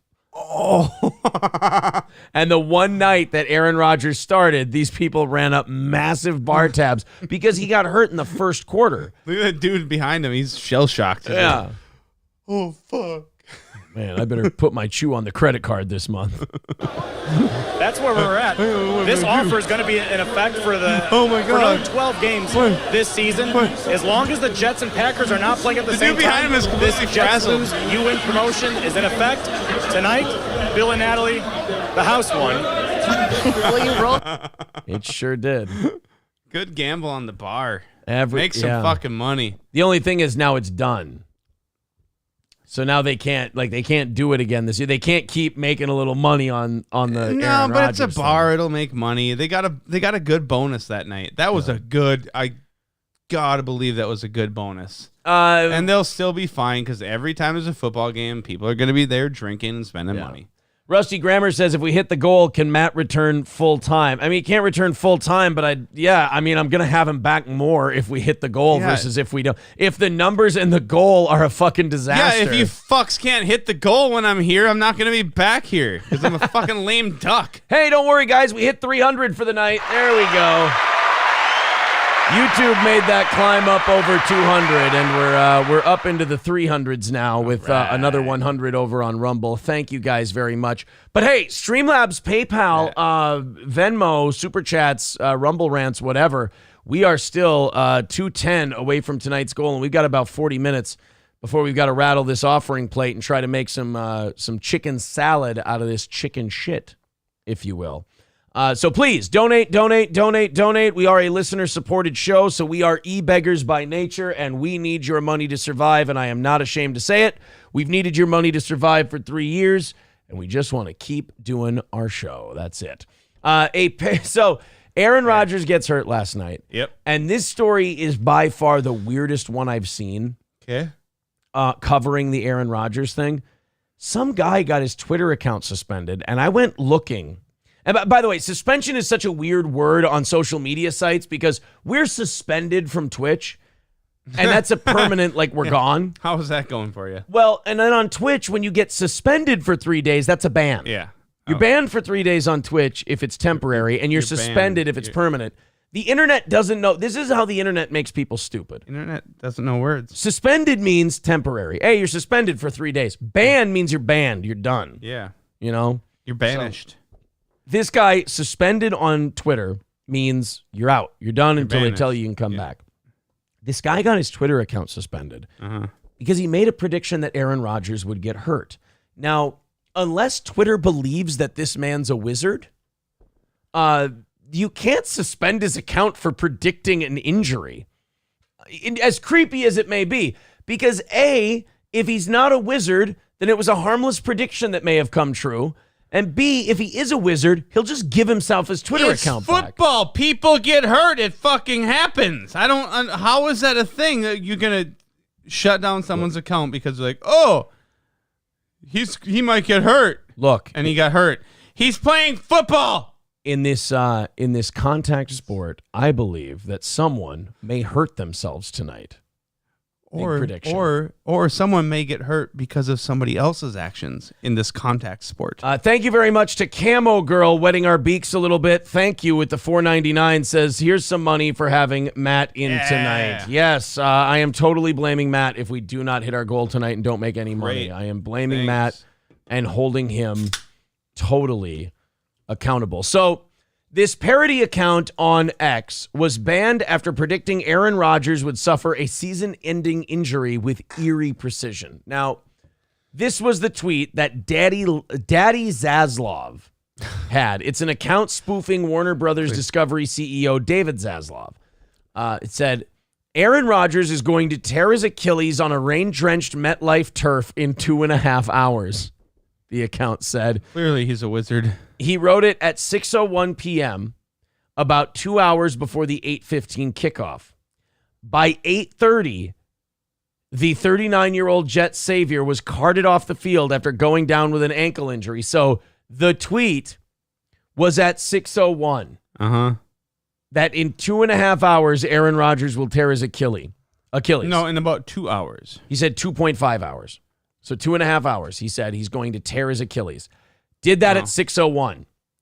At 8:30, 2 hours and 29 minutes later, Aaron Rodgers tore his Achilles. Now, how do you tie these two together, though? This is just some random... out of the entire fucking planet that's on Twitter, one random guy out of the billions of people said this thing. And it happened to be true because all the different things that can come true in every fucking moment of every day... one of them happened that somebody said, and you're going to shut down his fucking account? Right. Because you think he's a magical wizard that caused this to happen? They do. They believe he's a wizard.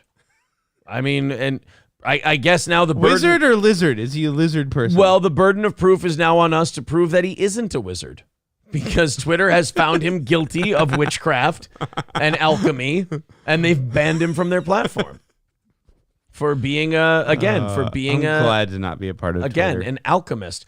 Just after I said we were up over 300, our YouTube numbers fucking cratered. Yeah, and we're back into about 283 area. Thank you guys. And also 205 away from tonight's goal. Help us out with that, Do they respond please. to negative feedback? I like to keep it. I like to keep them positive. Oh, okay. And I like to keep the show going. This is my literal life. And so I'm used to trash talking to people that watch Savage Thoughts. The fucking profit margin of this program is grocery store thin at this point. Missing by $100 or $200 matters a lot these days. Well, yeah, because I've seen the grocery bills. I understand. Well, no, that doesn't affect the business part. That's more, a bunch of other shit. But anyway, losing all your advertisers. Is another one. Thanks for going out of business, old Cap. You really fucked us in the butt. I fired everybody. So they've gotten rid of this guy. He's done. And maybe you can get the old-timey tavern or whatever the fuck it's called to advertise. The horrifying prediction was viewed over 11 million times before it was taken down sometime on Tuesday after the team confirmed that Aaron Rodgers was hurt. They did not provide a reason for why the account was suspended. I mean, it would be pretty stupid if they suspended him for that. Now, if they suspended him, there's one rule that Twitter has about imitating people. That you have to make it clear it's a parody account. You have to make it clear that you're spoofing somebody. Otherwise, they'll cut you loose. So who is the head of Warner Brothers, like they just said? Oh. And what they basically might have done is that maybe they didn't know this account existed until he made this prediction that went viral. And got all the attention. And then got all the attention. And this stupid asshole didn't use a real name or a fake name that was original. Yeah. To get all this publicity. And his account got shut down. That's exactly what happened. Because he's a fucking idiot. People are saying, I predict in 44 minutes the show will end. Yeah, in about 40 minutes, we're fucking toast. Yeah, we are. We're 205 away from tonight's goal. Three weeks in a row with a failed goal is not good for this program. I'll tell you that much. And it'll be the night when I'm here. That's fine. If you're feeling, and then you thought we don't have many guest hosts already. Great. We missed by this. I can't afford to have guest hosts ever again. That's for sure. So anyway, contribute to the show. PayPal, Streamline. It is a beggy night tonight. We're very short and it's very slow. So it is a little bit of a beggy night. I'm sorry about that, but hey, got to keep it on the air. You know what I mean? I'd rather beg and shame myself than not be able to do my show, as it were. Good thing is I don't have any shame, so I add no shame. So UFC President Dana White is not making any apologies, thank God, for some complaints he received about the pay-per-view they had on Saturday. Now, tell me about this. Well, if you have a pay-per-view, you are not beholden to any FCC regulations. You're not beholden to any rules. You can say whatever you want on pay-per-view. And you can beat people to a bloody pulp. Right. That's my favorite part. People are complaining at Dana White about a naughty word that was said while guys gave each other brain damage for 4 hours straight. I mean, a bunch of guys are smashing each other's head in, choking, depriving each other's brains of oxygen, hundreds of headshots a fight each. And people are like, hey, that guy said a bad word. Really? That's where we're drawing the line? Yep. Well, they went to Dana White and they said, words hurt. This guy said a bad word. We want you to punish him. Dana White said that he does not make apologies for his fighters. He does not make apologies for things like that. I want to make sure I have this right. White was asked about we'll play the remarks in a second, but White was asked about the remarks at the post-event press conference when a journalist from MMA Junkie asked about the use of a homophobic word. It was flying around a little bit tonight. I think these guys get a little excited, and you make bad mistakes, White said. Radke did the same thing, and me, we didn't run over him to him and say, you better apologize, and you better. He did that on his own, When we got backstage, he was embarrassed and got caught up in the moment. Radke later issued a written apology as well, saying he planned to learn from his mistakes and that he loves everybody. Dana said, I don't make anybody apologize for anything. You do what you want. You're grown men and women, and you're able to say whatever you want. And Dana White's scoring a lot of points today saying that. Yeah. For basically telling everyone that, hey, look, I don't make my guys say shit. If they want to apologize, they can apologize. If they don't want to apologize, look, I stand beside them too. You might get a genuine apology in that situation. You might have a guy go, yeah, all right, I was called out. I said some shit. You called me out on my shit I said. That was fucked up. I'm going to apologize. Not because his job is being threatened. He's not throwing out a fake apology for some bullshit to keep his gig at whatever the fuck it is he's doing. He's doing it because, something sparked in his head. People brought it up. He went, yeah, I fucked up. You're right. I'm going to reel that in. I'm going to look at that, and I'm going to change my behavior. Right. Here's real shit. We'll play the clip in a second, but first, since I am a desperate e-beggar and I'm forming massive amounts of back sweat tonight, Hulkamasha Baby says, the chat knocks out 105, I'll cover the rest. Oh, that would be fucking huge, boys. 105! That would be very good. There you go. We're 205 away from tonight's goal. Hulkamash says he'll take out one hundo. If you guys knock out the 105, please do. We'd appreciate that. This week has gotten off to a great start. I'm very happy about it. This would be a mood killer. So Charles Radke beat Manel Cape. Glad I can be a mood killer. Charles Radke beats this Manel Cape fella. Yep. And he's the first fighter to get cut. Somebody wrote he's the first fighter who will get cut after winning a debut with this. So this was his first UFC fight. Oh, okay. He came in, he won the thing, and Dana White got his back afterwards. Let's hear what he said that was so terrible, because a lot of the times these things happen and they're taken out of context. My balls was hot. Yeah, what did he mean by that? Well, his testicles were warm. Let's see what Charles Radke said that got everybody so worked up. How did it feel to get your first UFC victory? It felt great, and so fuck all you faggots. Round, come down here and get some, you pussy ass bitch. How did it feel to Yeah, but how did he mean it? Is what I'm asking. When he said that, what was his motivation? Well, that then kicked off Manuel Cape, who also won a unanimous decision victory that night, and directed his comments at fellow fighter Kai Kara France and his teammates. This is Manuel Cape showing that black people can do homophobia just as well as the white kids. Let's check it out. I was supposed to fight Kai Kara. You motherfucker, you are here. You show up. God damn it. Fucking play. I'm going to fight you next. And if you refuse again to fight me, I'm going to your city. I'm going to your academy. I'm going to spar you there. I'm going to fucking spar you there. All your teammates is a bunch of faggots.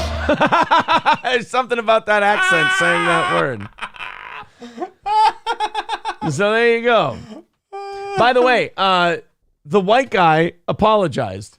The black guy did not feel the need to. No. The based African guy did not feel the need to apologize because apparently he meant every fucking word of what he said. He absolutely did.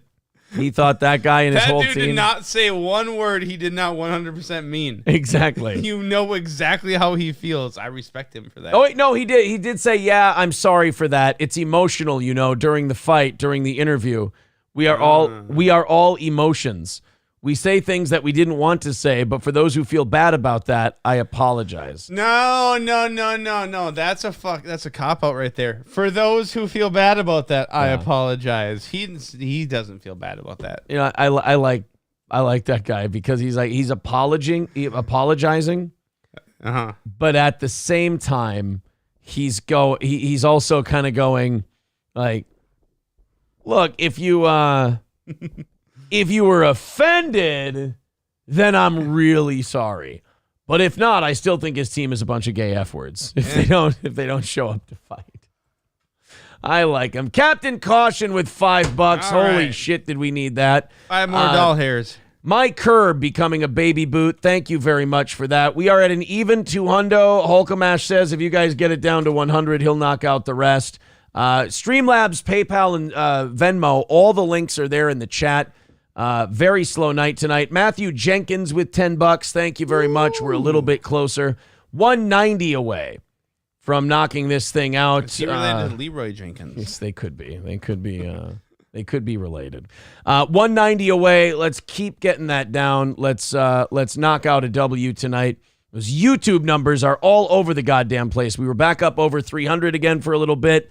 Now we're at about 290. We're on either side. Yule Gibbons with $5 says $5 F slur hype train. I'll take any hype. I don't care what kind of hype train. I don't care if it's the gay pride hype train. I just want to live, damn it. I just want to live.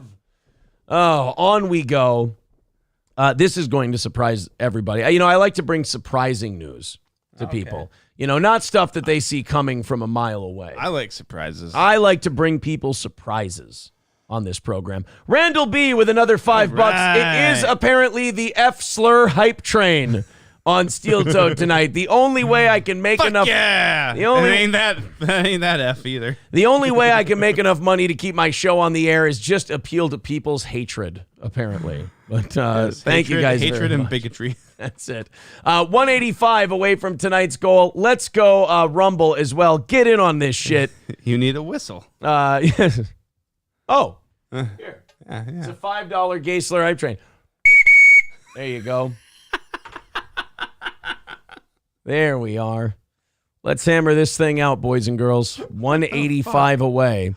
Hulkamash says he'll knock out the last 100 if we get it down to a hundo. Johnny David with $5 says it's my birthday. Everybody has to buy me shooters. Let's chip away at that. $5 at a time. We'll get it down to 100, and then we're done. The $5 F slur hype train is what they're calling it. There we go. All right. Continuing on this next story. By the way, about 25 minutes away from the rattling that offering plate and trying to get that goal knocked out. Colleges apparently. Okay. Colleges started these safe spaces and trigger warnings about 10, 12 years ago. They started doing this. Has it been 10 years? Yeah, we're starting to get the first studies on this. Okay. And what we found, and again, this will shock the shit out of you because all of these safe spaces and everything else, they were designed to make life for these students better. Uh-huh. Well, apparently it's fucking them all up. No way. It's apparently bubble wrapping college too much and not preparing them for the real world.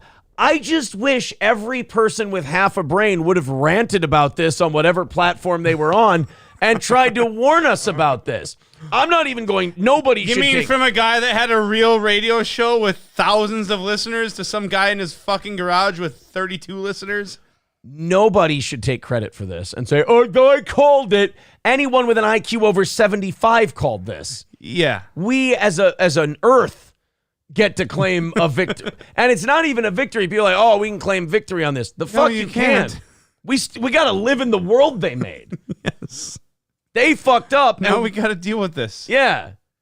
We fucked up they fucked up and now we have to continue on. Yeah, all the weak motherfuckers that can't even I just can't even today. I just can't.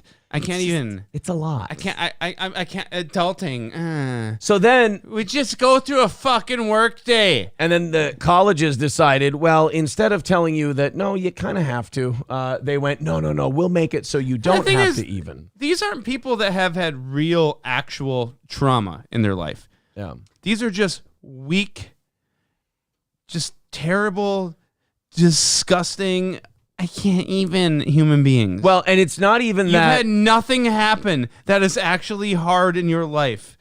And it's not even that. It's that it's now they're finding out has made them worse, as we thought it would. I don't want to be right on this shit because I'll tell you why. If I'm right, that means you tried it. Uh-huh. And if you tried it, that means you tried something we all knew would fail. And all of us who said we knew it would fail are really, really stupid people, generally speaking. So if we can see it and we have no authority, and then you still do it and it fucks up, if we have to say, I told you so, that's great for our ego, terrible for the world. By the way, Matt Fields with his $10 did say $10 non-poor F slur, not gay N train. He says, thank you very much for that $10. And then $20 coming in from Cerberus and Crispy Critter with $1.99. Cerberus says, screw it, take my money. It's been a while. Thank you, Cerberus. $5 from Ryobi says the Queens and the Reds and the Jews. A Pink Floyd lyric. Thank you very much. We appreciate that. All of that brings us 160 away from tonight's goal. All right. And then Kotod says, Matt, call some strippers. They can open wallets. Yule Gibbons with $5. They open their buttholes too, and that's not good for the show. Yule Gibbons with $5 says a shot for David. Cheers. There we go. 155 away from tonight. And thank you to everybody contributing to this program tonight. So we're getting a little bit closer. 155 away from tonight's goal. If you guys get it down to 100, Hulkamash did say he'd cover the rest. So you guys are getting there. MSO says just marked a win on my calendar, and I've got no eraser. Oh, guys, we cannot let MSO win. $2 from Tim B says add the locals money, you gay F words. What'll happen is we'll knock out the goal. I don't know how much locals money there is yet, and I don't get the notification. I'll add it to tomorrow and to Redbeard's cut if we go over tonight. How's that? And then if we miss tonight, then I'll check locals. And then I'll add it to it, and hopefully we're doing okay. Captain Caution says this is the best show ever made. But if you don't donate enough here, you're not going to get overtime. What did I say? Don't yell at them. They'll get there. I'm yelling. I'm mean. Are we still on a $5 gay F slur hype train? Negative reinforcement. I think we're still on a gay F slur hype train. There you go, guys. Fire it off. So colleges are being rocked by an unprecedented mental health crisis. Oh my God. I just saw an article to the left of this that caught my eye. It just says, Jew hatred is poisoning America's campuses. Well, they poisoned them first. I was kidding. I was only kidding. Suicides across American campuses now exceed 1,000 a year. Yeah, but some of those are fentanyl, making them the second leading cause of death for college students. Nearly 3 in 4 student affairs officials say campus mental health has worsened in the last year. Wow. You know, it's almost like baby-proofing the entire college experience for people who were sensitive to every little word they heard might have actually made them more retarded and less able to handle things. You see, apparently if you make people if you make kids go to college and face their fears and grow and actually step out of their comfort zone, they actually grow and become better people. No, they don't. That's a terrible thing to do to people. You need to bubble wrap everything and coddle them and show them that the world they're going to enter into is going to cater to every one of their needs. Oh, wait. Businesses don't care about their needs. They care about the fucking profit. Yeah, I don't believe that's going to work out. No. The way that they thought it did. And now we've got the proof that it absolutely is that way. Administrators' pandering attempts to protect students' mental well-being are often making matters worse. Safe spaces, trigger warnings, and speech codes are frequent strategies of choice to protect students from harm, yet it's a self-fulfilling prophecy. Coddling students produces students who need to be coddled and who are woefully unprepared for the world that waits. You know on the what? other You side. hear offensive shit, deal with it, move the fuck on, grow up. Depressive symptoms in the U.S.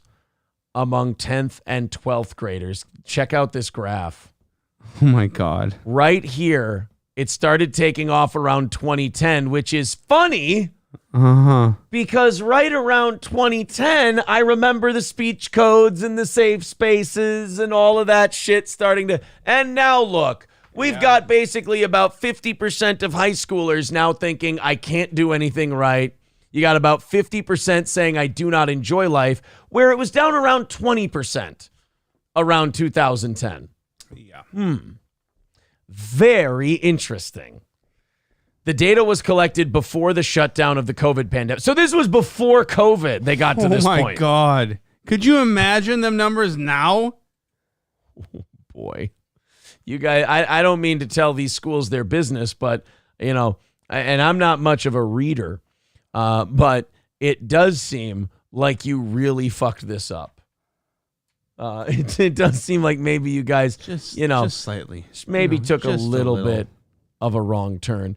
Ricky Retardo says, oh, it looks like I was a loser before it was cool. Yeah. How about all those kids who hated their life and thought life wasn't worth living and it was all dog shit before the safe spaces? The emo kids? Yeah. Now the emo kids aren't cool anymore. They're just part of the majority. Yeah. The new goth kid is now going to be being happy. Like the new goth and like I won't conform to what you tell me is going to be that happy fucker with all his black makeup and eyeshadow.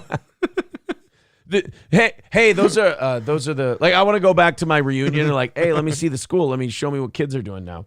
They're like, well, those are the goth kids, and they're all just bopping a volleyball between each other before class. And, oh, over here, now over to me. And they're like, those are the goth kids, but with the black clothes, black makeup, and piercings. Yeah, like that, but all happy. Right, they're all happy. They're like, well, what are they doing? Well, they refuse to conform. What does that mean? Well, everyone here is fucking miserable and wants to take a header off the fucking roof.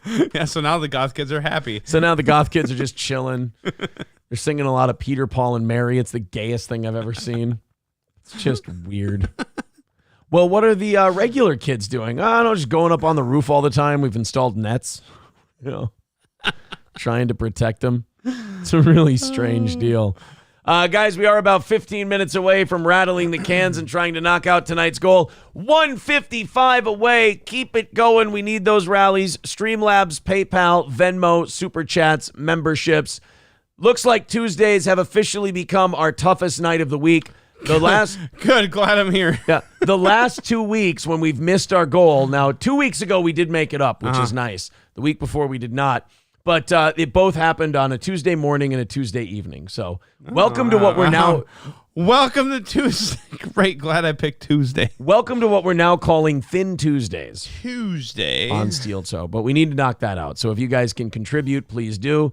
Streamlabs, PayPal, Venmo, Super Chats, memberships, Rumble Rants, subscriptions. Thank you. And we will add locals to this at the end of the. Well, here, let's go look at locals right now because people are bitching at me. Add the locals. We added a 30 from this morning to the morning goal. So let's go to, I believe I go here to manage community. Check out locals, by the way, steeltoemorningshow.locals.com. I'm going to put my second fight up there tomorrow. Here we go. What do we have? 60. Okay, so we were at 30 this morning. And now we're at 60, so we can take another 30 off because of that. All right, there you go. 125 away from $25 away from what's his face hitting the $100 from Hulkamash knocking out our last one. I'm there terrible with names. I don't remember names. That's not a bash on Hulkamash. And it's just me. If you'd like a free month of locals, use the promo code. There's the promo code. Locals dating on Steel Toe Morning? What? The promo code is Steel Toe Joe. Use the promo code Steel Toe Joe to get a free month. We're giving everybody a free month. Apparently, Red Fox Mad says there's a locals dating. Well, that's not the one, Matt. That's not the one. Taste Fairy with $10 over on Venmo. Thank you very much, buddy. We appreciate that. That puts us at 115. We're gonna do this. Michael says F slur. And puts $20 in. We've done it. To the Venmo. We're at 95. Fuck yeah. There we go. Hulkamash. All right. We're counting not on you, buddy. Right into the We're fucking counting microphone. on you, buddy. I'm going to go deaf. You're not going to go deaf. Calm down. $3 from Captain Caution. Thank you very much. And over on the PayPal end of things, MSO, I'm really sorry, but we've knocked out tonight's goal. Hulkamash a baby with $100. Fuck yeah. Says good faith 100 for my favorite movie quoting not so thinly veiled racist show. Racist? I never heard that. It's the first time I'm hearing this, that this is a racist program. All right, guys, thank you very much. We've knocked out tonight's goal after some let's be honest, after some aggressive panhandling.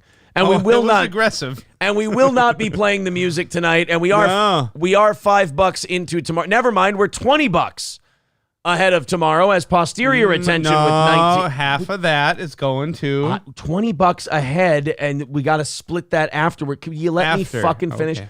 I'm going to make a rule. You can have one drink when you come on the show next time. It's not going to help. No, you're getting very difficult to corral after this second one. I'm not even done with the second one. That's empty. That's mostly melted ice in there. And you put more 7-Up in it. So do you think me sober is any easier to deal with? I'm looking at your face right now. You're intoxicated. I'm not intoxicated. You're intoxicated, for sure. We are $20 over for tomorrow. We will split that with Redbeard and make that contribution on Friday. So anything you guys chip in the rest of the night, half goes towards tomorrow morning, half goes towards Redbeard, which will drop in on Friday. Thank you guys very, very much. Moving on from the college story, we go see what New York's up to, and apparently they're doing great. New York City is... Oh, I'm sorry. I read that wrong. They're in a great disaster. I was going to say, weren't we there tonight already, and they're not doing great? Well, they've got that migrant crisis that we talked about, where Texas and Florida said, well, we've been dealing with illegal immigration in the millions for about 30 years now. Maybe it's time New York and D.C. and Chicago saw what it was like. You mean the sanctuary cities? Yes, the sanctuary cities. Yes. Maybe once they get a couple million illegals, they'll start to change their mind on immigration. Well, I've got news. It took about 500. Texas and Florida were like, man, it's going to take a few years. This is a long game we're playing here, but if we end up getting about 1 million or so into these cities, I think they're really going to start feeling the pinch. Fucking one Holiday Inn filled up in New York, and they went, we got to cut the police overtime. It's done. We got to figure out something to do. The city's burning. Somebody build a fucking wall.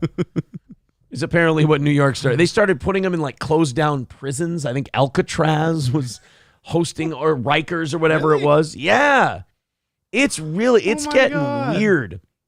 Well, migrants at a Staten Island shelter are being bombarded by a blaring 24/7 recording urging them to leave, claiming the site is rat and mold infested and that they are being lied to by Mayor Eric Adams. So apparently, people are pissed off that there are so many migrants in New York City. You know, this very progressive, welcoming, sanctuary, politically correct city. Oh, yeah. People are now blaring in messages to basically get the fuck out of here.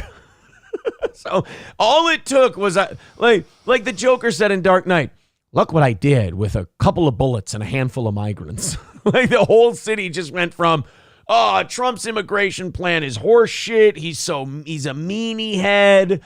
We got to welcome migrants with open arms, to again, fucking Rikers fills up with migrants and they go, get these fucking brown skins the fuck out of here. I'm like they all turned into dock workers in a week. Apparently 117 decibel sound level. Yeah, the audio recording was blasted from a professional speaker in 5 languages: English, Spanish, Ukrainian, Chinese, and Urdu. Urdu? At an Urdu? At an ear-splitting level of 117 decibels Monday afternoon from the property of homeowner Scott Herkert, next to the controversial former St. John Villa Academy turned migrant shelter. Do you know how loud 117 decibels is? It's like a stadium. It's like the Viking stadium on third down. It's effectively destroying your hearing. Yes. In a very short period of time. Your ears cannot take that sound consistently or you'll lose your hearing. Yes. Yeah. Quickly. Like if you go to a Vikings game and they put the decibel meter up there when it's really loud, it's at about 120. Yeah. And that, if you've ever been to a Vikings game, if they make that sound for about 30 seconds until the play starts. Yeah. And then they stop. If they kept going, you'd all be deaf by the time you left. Yeah. So they're just throwing that at him. Crispy Critter, thank you for the $19.99. We appreciate that, sir. 35 over for tonight. We appreciate that. Thank you. Half of everything we go over this week is going toward Redbeard's family. So thank you, that's everyone. when I needed to stop, and you were going to say that part. Right. You made me look like a greedy bastard when I was getting to that. That's what I was trying to tell you. So a migrant who arrived outside the shelter with her luggage Sunday. Well, imagine that. You got your luggage, you're a stranger in a strange land, and the first thing you hear is, get the fuck out! Get the fuck out of here. At the loudest sound level Yes. you have ever heard in your entire life. There's just some guy across the river just shouting, fuck off and leave. As you got your little children, they don't know where mommy brought them to. They have no idea what's going. Daddy drowned in the Rio Grande on the way here. Shouldn't laugh at that. You have no idea what the hell you're going to do. You owe some coyote $10,000. You can't pay it. He's gonna take it out of your pussy. And now all of a sudden you get to the one place you're like, I'm safe in America, and they're yelling in your home language, "Vamonos, you cunt!" You're like, what? I just want to live. Not here. Yeah, not here, you twat. You and your shitty Get kid. out, whore. You and your shitty dishwashing kid go Don't somewhere. have any anchor babies here, bitch. They find out it's Trump. Let's go to our favorite Tampa resident with a shitty fucking football team I hate. Let's go to Ryobi. What's up, buddy? Hey, you think they could just loop a small video of Mr. Vineyard from a particular movie? You know what this means? It means not welcome. There you go. We could just play Derek Vineyard clips where he goes, "There's 1 million illegals bedding down in this country tonight." There you go. Thank you, Ryobi. I'll see you. Yeah. Yeah, just play American History X, but only the first half, up until he goes to prison. And then they'll figure it out. They're smart. More than a dozen asylum seekers were seen leaving the site. So they actually did leave because of the thing. The scene of previous large protests attended by hundreds of residents as the audio blared Sunday and Monday. So clearly the translation in his audio was correct. Yeah. Again. They heard "get the fuck out." Again, these phony ass progressives in New York City, these not in my backyard little twats, who are like, oh no, we love the migrants, they have to stay, so on and so forth. And then, when push comes to, we love the migrants. Bring them here. I don't know what you guys are all complaining about. And then, as soon as it all comes due, it's get the fuck out of here. I repeat, get the fuck out of here. Get the fuck out of here. Get ching chong wong ting chong tong unda unkak. Like in 9 different languages. Oh boy. But you know what the problem is? It's kind of like Chicago, Portland, all this stuff we talk about. As soon as they find out how to get the migrants out of there, they're not going to vote differently. They're not going to pick different leaders. They're not going to say we need to fix the border. Once it's out of their backyard, they'll forget about it again. That's how it works. But Americans, I guess, or New Yorkers are not taking this one lying down. Let's just keep sending it to their backyard. Yeah, the New Yorkers are apparently not taking this one lying down, and great for the speaker stores, I suppose. Great for anyone who sells sound systems. Do you hate migrants? Do you want to get your message out effectively and loudly? Come to Frank's Stereo. Nobody yells at Mexicans quite like our speakers. I want to see if I can find this one of the drops we have. Here we go. No. Yeah, here we go. Do you hate Mexicans? Are you a racist? Do you hate Mexicans? There you go. I remember that one. I had that clip too. Whereas New York City goes, I'm listening. Right. And what are you hawking to me today? NYPD can expect a flood of retirements after New York City Mayor Eric Adams' proposal to slash overtime for migrant cost cutting. This is what I was talking about earlier today. By the way, got back up over 300 today. Thank you very much. Yeah. Thank you for hanging in there. Thank you for hitting like. Thank you for hitting subscribe. We appreciate that. Keep doing it. Very, very cool. The NYPD can expect a brain drain thanks to a flood of retirements if overtime is cut, as proposed by Mayor Eric Adams to help plug a multi-billion-dollar migrant-fueled budget hole. Again, Texas and Florida just started sending these people a little bit ago. And it's already crippling. They've already got a multi-billion-dollar social services hole. And by the way, weird. Now they're feeling the pain of the rest of the country. Cutting the police department overtime, and it's not like they're cutting it at a time where the cops are sitting around with their thumbs up their ass. Crime is rampant in New York City now. So you're cutting off your left hand to save your right hand. Meanwhile, your right hand is bleeding profusely. We're back to like the 90s, aren't we? 70s for New York. Ooh. It was really bad in the 70s. At this time with a little extra duty on the street flavor. I don't know why the calling card of poverty now in America has become shit in the streets, but it's definitely shit in the streets. That's for sure. A lot of people that are eligible to retire are going to leave if the overtime stops because overtime is pensionable. A New York Police Department sergeant said Monday. New York's finest haven't heard anything officially about a potential reduction in overtime, but the source told the Post that such a move wouldn't make financial sense. We're already at critical staffing levels, and it's cheaper to pay overtime than it is to hire another officer, the source said. Oh, wait, sir, excuse me. They're also not going to hire more officers. No. They're just going to take the amount of time you guys are working now and cut it. So this is like cutting. There's less officers all the time. No. Guys, don't worry. There's still going to be less police officers than you need. Mm-hmm. It's just that the police officers you have are going to be working less hours. So that crime problem you have, kind of going the other way on it. You came to them and said, all right, here's what we can do. You need to let us either work overtime so we can really knock out this crime deal, or you need to hire us more officers. And they went, all right, we've got a counter offer for you. They went, all right, we're all ears. We're not going to hire more cops, but we are going to have you guys working on the streets less.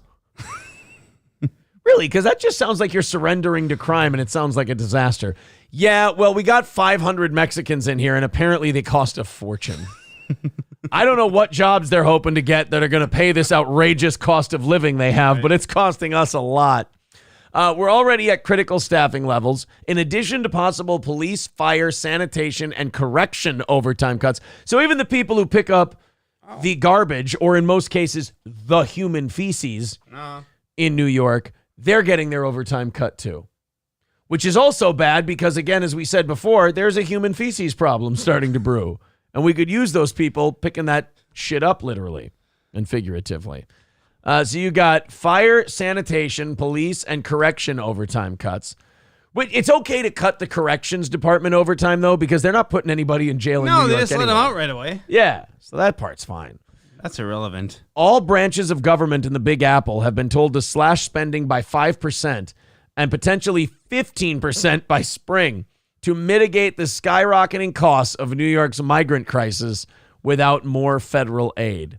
Again, you guys in New York, you don't need us Midwesterners' opinions. You guys are doing great. Good job. Recent city initiatives such as special education pre-K expansion, rent supplement for families with children, and additional litter basket collection should also be ripe for the chopping block, according to budget watchdogs. So, poor Americans with kids, fuck your rent. We got to take care of the Mexicans that are here. Wow. Are you trying to get a violent revolution? Because this is usually how you get a violent revolution. I mean, I'm sorry, this is really getting bad in New York. They are really putting people against each other. Some would argue they be fucking up just a little bit. I mean, that's one way of putting it. Oh, this is not going to go well for you guys. No. Possible belt tightening measures for the city were very generally laid out in a Saturday directive. Yeah, because if they would have laid it out specifically, they wouldn't have been able to go back outside. There'd be too many pitchforks. I mean, hey, this is New York City. We're in urban area. Where'd you guys get pitchforks? Just at times like this, pitchforks just seem to show up. Right? Yeah. Actually, what happened was there was a farm supplement store in Albany that drove down to New York City because they heard you were going to be doing this, and they're like, we can make a killing on pitchfork sales today. Just loaded up trucks with pitchforks and drove down. Hey, poor people who were actually born in America and have every right to be here. We need to give a lot more money to people who snuck across our very open border, so we have to stop helping you pay your rent. Hey, when did you start farming? It's actually, I'm not farming. Well, what you doing with that pitchfork? Stabbing you in the fucking neck. Possible belt tightening measures were laid out. Sources said news of the percentage cuts and the memo were rushed over fears of a leak, leaving the missive begging a number of questions. One of the main questions was, the fuck are you doing? And to which all criminals asked, you shitting me right now? This is going to be all, you know how many old bitches I can beat up now? Right.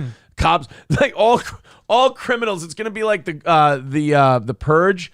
All the criminals are going to be waiting till 5 p.m. They're like, all right, they don't have overtime anymore. 5 o'clock. And I believe it's crime time. Chiha warned in the memo that without an infusion of significant aid from the federal government, the city will be forced to slash costs to cover the expected $12 billion bill for sheltering migrants from the southern border over the next 3 years. To which the mayor of New York was like, hey, Texas, we're spending $12 billion. How do you guys do it? And they're like, we just throw them in a field and tell them to either pick crops or die. It's just, you guys don't have a lot of crops in New York City, but I kind of thought you guys could put them to work somewhere. Well, they're also, from what I heard, they're putting them in hotels. Yep, hotels. And spending $6,000 per family. Yeah, the government's giving money to the hotels because the hotels would normally be like, no, we're not taking a bunch of filthy migrants into our hotels. Yeah. And by filthy, I just mean literally dirty. Migrants. But now the city of New York goes, we'll pay you thousands of dollars. Yeah. And they're like, yeah, shit, yeah, for sure. Of course, absolutely. To which you go down for the breakfast that they have. There's some guy in a 3-piece suit waiting to go across the street to Madison Square Garden. And then the guy next to him eating a bowl of Cheerios is like, ¿Qué? ¿Qué pasa? He's like, the fuck? I just wanted some grapefruit. Whoa, Lucky Charms. I thought this was a swanky hotel. God damn it. As the migrant is wiping his nose with 20s. Oh, senor. You are off to work. You should try sneaking into another country. It's very lucrative. These paper tokens you have make great for my snot. We are a city of immigrants, and we will always welcome people from around the world in search of a better life. But the financial cost of the current crisis is staggering and not sustainable. So basically what the mayor said was, we're a city that welcomes all immigrants. Just kidding. Get the fuck out. We're broke. But, it's really good that cities like this could lecture the rest of us the last 30 years on what we're doing. We all dealt with it. Yep. Yeah. Ro Jogan says there's not a lot of farming, but there is a lot of cornrows in New York City. There you go. Well, I'm sure. Yeah, like I said, it's going great over there. They're doing fantastic, and they're just bing, bong, bing, knocking it out one after the other. These guys in New York. Bing, bong. They got Chinese, too? Those are the productive ones. Here's my thing about New York. They're like, we don't know what to do with all these Latinos that are coming here. And I'm sitting here thinking, you guys have shingles, right? Like, they're good at that. They're fucking good at shingles. Oh, they're good at shingles. They're good at they run the Mexican backhoes amazingly. Yeah, they do great. You guys just got to find their niche. That's all. Yeah. And I love that one of the languages the migrants were hearing blasted into the refugee center, one of them was Chinese. It's interesting that a bunch of Chinese illegals would come up from the southern border because I'm not a Rhodes Scholar or anything. But I've looked at a map before.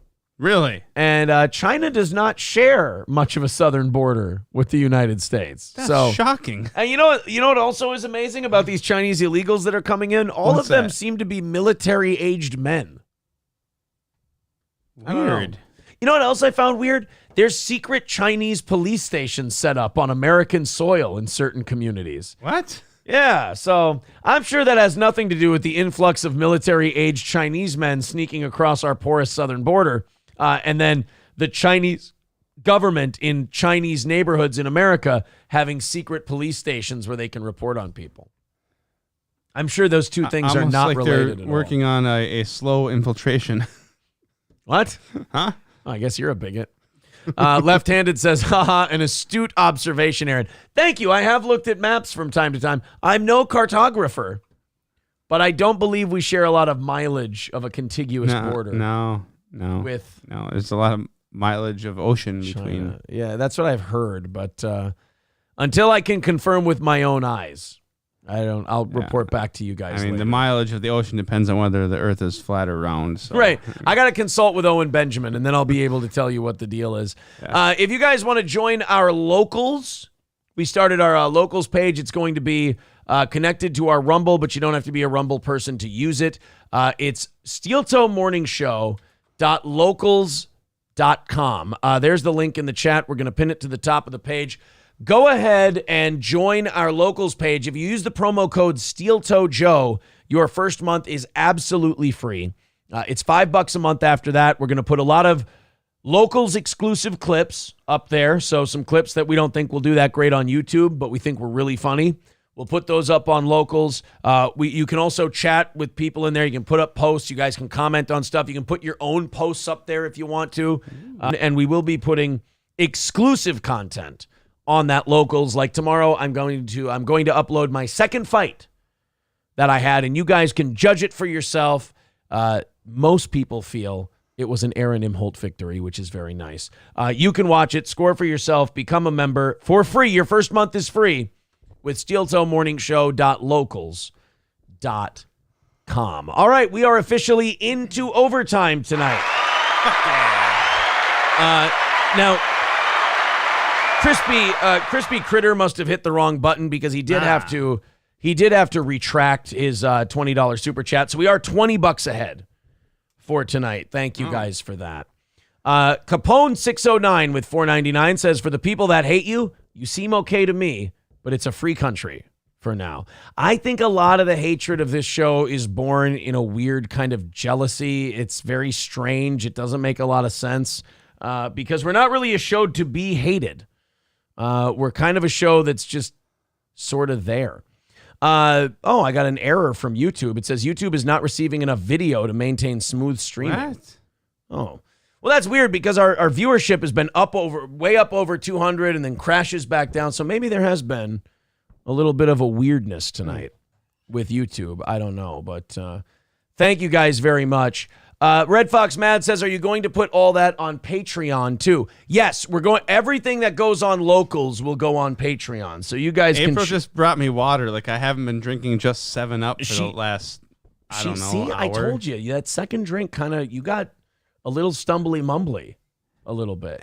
But then I've just been drinking 7-Up.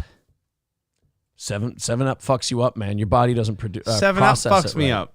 Hobo chili recipe. It's not okay. Hobo chili recipe with $5 says, Jesus, what the fuck is it with you in Tampa? Did you get anally raped by Captain Fear, the Buccaneers mascot? No, you guys beat us on Sunday, and I don't like it. That's all. $25 over for tonight. Thank you very much, and thank you to Capone as well. Hey, do you remember that dude in Virginia or Loudoun County, Virginia, who got dragged out of that school board meeting? Like he was This was like a year or two ago. Okay. He was a dad who was shouting at the school board, and he was called a transphobe and all these awful things because they were talking about trans kids and stuff like that. Come to find out that because of the school's trans bathroom policy, this guy's daughter was R-worded, as they say on YouTube, by a trans person. And that's why he was in the meeting and he was screaming and yelling and losing his shit, as most people would do. He was arrested. He was arrested after that. He was charged, the whole thing. Finally, Governor Glenn Youngkin of Virginia has pardoned that man. That a surprise, surprise, George Soros-funded district attorney charged with disorderly conduct at a meeting after his daughter was R'd by a trans student. He finally got that reprieve. He got the pardon from the governor. I don't know why it took a year and a half to do that, but the father, Scott Smith, was asked about it, and here's what he had to say. So you get a phone call. They read the document to you. How'd you feel when you got that news? I really liked what I heard the document say. I think it's pretty clear and convincing to the public that what happened to me that day should have never happened. I'm glad that this is finally over, but it's really just begun. What happened to me cannot ever happen to another American again. Want to bet? What happened to you is just the beginning, sir. Laughs in George Soros. Yeah, dude. I think that would be awesome if everyone just pushed back and fought back. But the problem is too many Americans, have too much to lose. They will target your jobs. They're more ruthless than you are. They want to do social credit scores where they can shut down your fucking bank account if you're naughty and you don't go along to get along. Like, Americans are just going to have to put their heads down and charge forward and just go, fuck it, I'm willing. It's going to have to get to a point where enough Americans go, I am willing to risk everything I have to make this change. And I will, because every poll you see when it comes to this particular issue, the majority are this guy, are you and I. The problem is when we go to push back, they go, we're going to tell your job you're a transphobe. You're like, well, fuck, I don't need that smoke. I got kids. I got all this, this shit. Need a paycheck. I got to worry about. Bills, until it gets to the point where you go, because the only thing they're going to respond to is you go, all right, fuck you, get me fired. And they're going to be like, shit, that's really the only thing I had on you. Right. Like, and then if I get you fired, now you really got nothing to lose and you can really come after me. Like, I don't really have a card after that. I need the threat of getting you in trouble. Once I get you in trouble, now you're going to be more resentful and have nothing to lose. How long till we get to that point, though? I mean, if I'm being optimistic, 10 years. Yeah. But I don't know if it's going to be 10 years. Maybe if the next president is like a drastic change from all this. Yep. Maybe, but I don't know if we can vote our way out of this one either. It really does just have to be, there has to be an example. I'm not going to say, I'm just going to say there needs to be an example of like, we're not going to tolerate this shit. Yeah. Like, that dad shouldn't have to throw a temper tantrum at the school board. They should have never let that fucking kid into the bathroom in the first place. Look, you want to identify as whatever you want to identify as, fine. That's the compromise we made. You know, that community forgets. Just that alone is insane. Yeah. But we've given you that. Yeah. You're welcome. We gave you, us the normal people, told the crazy people. Whoa, but what is normal, Aaron? What is normal? Oh, I'm sorry. The thing that over 90% of us are. That's the book definition of normal. So what us normal people did was we did you a favor and we said, if you want to bullshit yourself, we will allow it. Do not bring your delusion onto me. And now that's where the line needs to be drawn, and that needs to be where it gets enforced. Right. It's being tried, and some states are winning, and some states are a lost cause. Like California passed that thing now, where if you don't affirm your child's gender, CPS can take your kid away. Oh, that's fucked. In California, that's insanity. That's like that. But that's where I keep thinking, like, oh, that's where they're going to overstep, and that's where the pushback will come when they start fucking with people's kids. Yep. But they've been fucking with people's kids. The thing is, people welcome it. Some do. Just say single moms. Just please say single moms, because that's who we're talking about. Single moms. Because then they get to be more, their child is more precious, and now we have a stronger bond, and we're closer together because we share this thing, and then I get to, and me and I, and me and I, and me and I. You're kind of triggering me right now. Sorry. I apologize. Fucking multicolored haired cunts like sit there and use their kid. They use their kid as a fucking a pink pony or a chihuahua or a My Little Pony that they get to pet and dunk underwater. And oh my God. Meanwhile, you're harming the kid disastrously, and any of us who try to tell you are just against you. Yeah, fuck yourself, you mentally ill cunt. All 95 fucking million of you that live in this country. We let you vote, and this is how you repay us. That's the other thing. We had all the strength, all the power, all the muscle and brawn, and we gave it up. And we went, you know what, gals? Since you won't stop fucking crying, here you can vote. $33 trillion and a broken culture later, and they're like, oh, we're still bad bitches. It's like, are you? Are you bad bitches? Because, I mean, this is bad. This is all bad. Everything you've done is bad. Bad. But, no, God bless. That don't make you a bad bitch.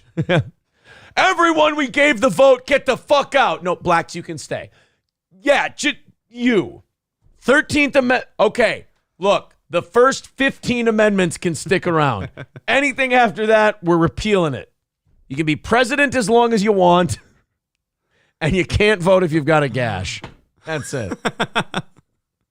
And if you cut your dick off to become a woman because you thought it was empowering, no checking back in. You made your decision. You made your bed. I'm trying I'm affirming your gender identity right now. You're a woman. Yes. I'm being progressive here. And it was kind of a bittersweet moment to me, to accept this pardon because it was cool that I got pardoned. Still kind of shitty my kid got rid. That's a little weird. Like, he hasn't talked about how, this horrible, horrific thing happened to whatever happened to him is peanuts compared to what happened to his kid. A year ago when I filed this appeal, I actually looked forward to my day in court with a jury trial. But as everything has played out over the last 2 years and watched, the justice system be questionably, two-tiered, the justice system being politicized, it just was apparent to me that unfortunately in today's America, getting a fair and free trial is next to impossible. As black people just go, oh yeah, tell me more. As they stare at a white jury and they're like, a jury of your peers. And like, you fucking shitting me? They're all scared of me. I've never done anything wrong in my life. It is funny to watch like suburban white dudes go, you know what? Starting to think this judicial system might be bullshit. As a bunch of poor people are like, yeah, they shot my golden retriever in the mouth because I had a bag of weed under my bed. So, I don't. Turns out it wasn't. Straight bullet hit my toddler in the kneecap. Yeah. And they just said, whoops-a-daisy, and then brought me in. Yeah. Banged my head on the car door. Capone says it started 10 years ago with celebrity actors having chic trans kids. Now parents that need attention push that agenda on their kids. Yeah. For clout. Yeah, they do. I mean, because they'll talk about the first sentence will be, I have a trans kid. Yes. And then everything else after that will be I, me, I, me, I, me. And I swear to God, if you reminded them they had a kid, they'd go, oh, shit, that's right. Yeah. Sorry, is this upsetting you? Oh boy, is it? Sorry, I didn't mean to. I just want to let you know my hatred of single close to home. My hatred of single moms and my belief in all this predates anything you've ever seen or heard. I'm just saying that I felt this way for a good couple of decades now. And you know how I got that way? How? Watching them. Just kind of observing them, see what they do, Dealing and I with go, them. yeah, and then the kids they produced. And I go, yeah, you guys are definitely bad for any kind of successful Western culture. That's if we reboot the West, I don't think we can have you as part of the writing team. No. That would be funny if we got something new and we just went, all right, we're reshaping America. We're trying to bring it back to its roots. And then all of a sudden the police and CPS just showed up and started stripping kids away. And mothers went, what are you doing? I'm sorry, was there a man in the house? No, I'm a single mother. Then we're at the right place. All right, let's go, kid. We're going to give you a chance. They just come in and they're like, hey, we're going to take you somewhere else. You want candy? I know your mom can't afford it. He's like, ooh, I like candy. Sugar is bad for his teeth. You're bad for his brain. We're taking him for ice cream. Bad for his masculinity. Do you guys want Gilead? Because that's how you get Gilead. You guys like that what do they call it? Under the Veil? No, what's that fucking show? The Handmaid's Tale. Yeah. Where basically what happened in The Handmaid's Tale was society got so rotten and corrupt that these really pious but power hungry religious men were like, yeah, we basically got to make women broodmares, essentially, and just fucking take over everything and have a strict behavioral code. And then they just kind of took over America. And what, it worked? I mean, from the man's standpoint, it did seem decent enough. All right. I mean, I'm for it. Looked awful for women, but last time I checked, was it really though? But was it really? Was it really awful for them, or was it just like? Well, yeah. I mean, the ones that had to be servants and basically get pregnant for the rich people, and then have the rich people take their kids, and then some of them got their mouths sewn shut. Again, great for us. Quit fucking yapping so much. Well, that is the point of Gilead. Like, there is a way to avoid these things. It's not like they just pick up women. Shut your fucking trap. Yeah, it's not like they pick up women and just sew their mouths shut. The women do have to talk too much first and say the wrong things before the mouth gets stapled shut. Oh, my God. I remember watching that show years ago and just going, it was such like a female empowerment tale because this little handmaiden is rebelling against this big government. And I remember pissing someone off who was telling me they liked the show. And I'm like, you know what that show needs? And they're like, what? I'm like, it needs like a Rambo or something. They're like, that goes against what the show is all about. I'm like, no, it just needs like a big buff Hulk Hogan guy to shoot people. And they're like, no, she uses her cunning and her wit to fight against the powers that be. And I'm like, yeah, that doesn't work. Like, and she's a girl. I'm sorry. But what you need is like a commando type dude to work with her and like slit dudes' throats outside of buildings, rappel in from the roof, and kill like the main guy. Like when women make revolution type shows, they're gay and they suck because women don't know how to do revolutions. They're like, no. What we'll do is we'll use our passion in order to make things change. I'm like, dude, I can shoot passion in the chest with a gun at point blank range. Passion is bullshit. You know what you can't fuck up? Rambo.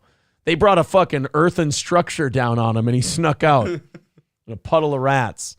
Yeah, I mean, that the whole like process of The Handmaid's Tale is like, okay, she's dead there. She's dead there. She's dead there. Just kill her already. You don't value these people. No. So I didn't like that show.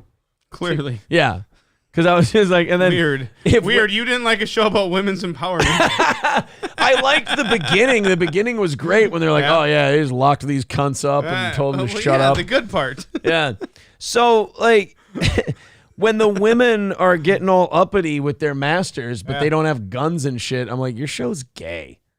You know, and then women are like, oh, no, this show's really good. I'm like, well, where's the guy with the guns who's going to actually fix things? And like, that's not what you need. I'm like, literally every time this has happened in history begs to differ. Yeah, how are you going to fight against all the men with guns without a man with guns? Well, we're just going to use our passion and we're going to strongly affirm our rights. I'm like, okay, ready? I'll be Gilead. You be the woman strongly affirming your rights. Go ahead. Well, you see, boom, boom, boom, boom, boom, boom, boom, boom, boom. There, your revolution's over. Write a new show, retard. Make it about a homemaker. Fucking stay in your lane, you stupid asshole. God. Oh, well, how would your revolution thing go? Well, you got to find a superpower who hates Gilead. They have to arm you. You have to have rebels who are underground, and you have to engage in violent terrorist attacks, a lot of them targeting civilians who won't go along with your revolution. And you make the war so ugly and disgusting, and you kill the people in power that the Gilead people no longer want to fight back, and they all just run to the sea to save their own hides. That sounds violent and awful. Yeah, I know. We make better shit than you girls do. But ours actually asserted our feelings. There'll be plenty of time for that when the killing is done. We got to kill all the bad guys first, and then we can tell you what we want. If we tell you what we want first, you'll use that to murder us. Here's what you have to say in a revolution. Go ahead and kill her. She means nothing to me. You've got to be able to say that if you're going to win. You girls with your revolutions, they grab one of your friends and like, we all have to go back. It's like, no. She's dead. We got to win is what we have to do. The Handmaid's Tale director's cut by Aaron sounds like a documentary. Yeah, My Handmaid's Tale is way better. Oh, yeah. That's like Orange is the New Black. I hated that show, too, because I was like, oh, yeah, women's prison sounds like a lot of fun. You get gals are just a bunch of cut-ups. And then, like, season 3, they started like, Black Lives Matter and all that shit. Oh, you know what's... Oh, yeah, they did. You know what's great in comedy shows? Racial justice. Everyone remembers that season. Throw in the social justice bullshit. Yeah. It's so good for entertainment. You remember season 4 of Cheers where Frasier came in blackface and then they had a guest appearance by Scatman Crothers and he educated him as to why that's painful because of his people's history? You don't remember that? No, the Scatman Crothers. That was the thing that happened? No, never, because that would have made that show unfunny and fucking terrible. Okay. So that never happened. Wait, what? That makes sense. Okay. You remember that episode in season 6 of Cheers where Woody was at the bar and he said the N-word, and then Cliff Clavin, the mailman, had to educate him on the painful history of the N-word, and then Woody learned his lesson, and then he adopted a black baby. Do you remember that episode of Cheers? No, can't say I do. It was a really good episode. You remember that episode of Married with Children where Al Bundy called that little kid a tarbie? And then Jefferson Darcy had to tell him that was just not what we call them nowadays. And Al was always very receptive to Jefferson's to his criticism. But then in response, Al called Darcy a gay F word who's married to a gay D word. And there was this whole big fight. And but then Al at the end of the episode just cried and said that he just didn't realize that he was born in a broken home and he hadn't learned that there had been a lot of social change in his lifetime and he would commit himself to doing better in the future. You don't remember that really funny episode of Married? No, I remember all the other episodes where Al realized all these amazing social justice, things that popped up, topics. Not that one though. No. You don't remember that one? No. You remember that episode where Archie Bunker said that all the Mexicans should go back to Mexico and everyone told him he was wrong and he just shot everybody for being, as he called them, N-lovers? That was a weird episode of that show. That was a good one. Oh, Geese Artel correcting me. He says that was the Brady Bunch. Oh, sorry. I forgot. Remember when they all called Mr. Brady the gay F word because his T-cell count was dropping and he was losing weight rapidly? And they were right. And he was eating broth every day and they're like, why aren't you going to work? And he's like, I just feel tired. He had lesions, scabs all over his face. Mrs. Brady wouldn't sleep with him anymore, so she was hooking up with Sam the Butcher. And he was like, I think your shit dick husband has got AIDS. So it's like, you have terrible pillow talk, Sam. At any rate. Jesus. I just like going over our favorite episodes of TV shows. Right, yes. That's all. Hobo Chili Recipe says, do you remember on Walker, Texas Ranger, when he turned to his partner Trevette and called him a moon crab?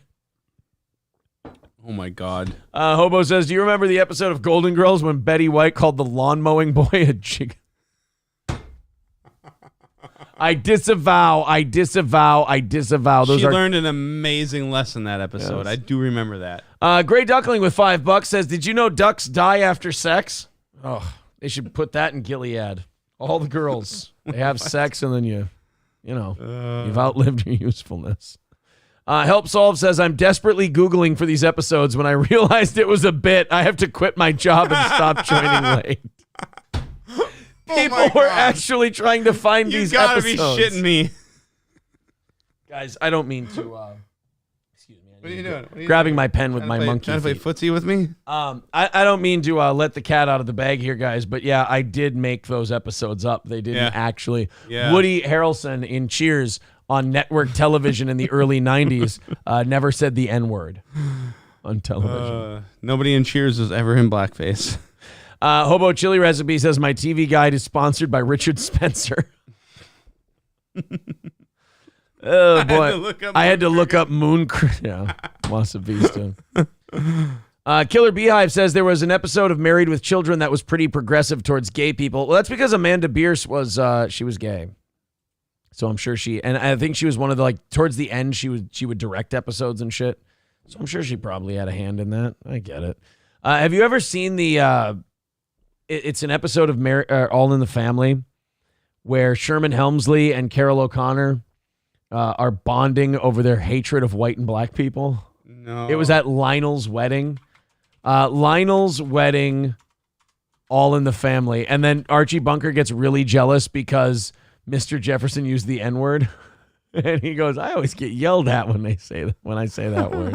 Or no, he goes, see, eat it. I ain't used that word in 7 years. Excuse me. It's where Wheezy and George Jefferson start fighting with each other.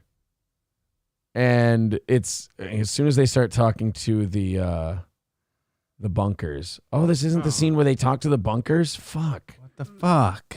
Any minute now, he's going to call her a honky. We don't get that part? Fuck. I thought that was in here. Carry this pretty little lady down. Yeah, I'll do that. No, I don't. This isn't there. Look, lighten up on the girl. Leave her. I want to go Archie Bunker, George Jefferson engagement party. That's the clip I want. Uh-huh. Fireworks at a mixed marriage. Here it is.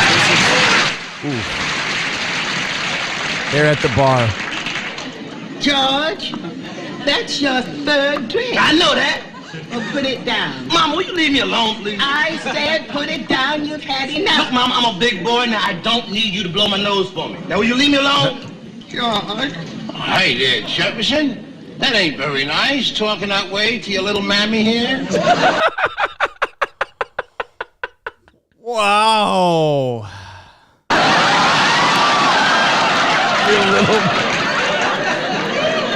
Who you calling Mammy? You. Well, don't you dare call me Mammy. I'm nobody's Mammy. I'm his mother.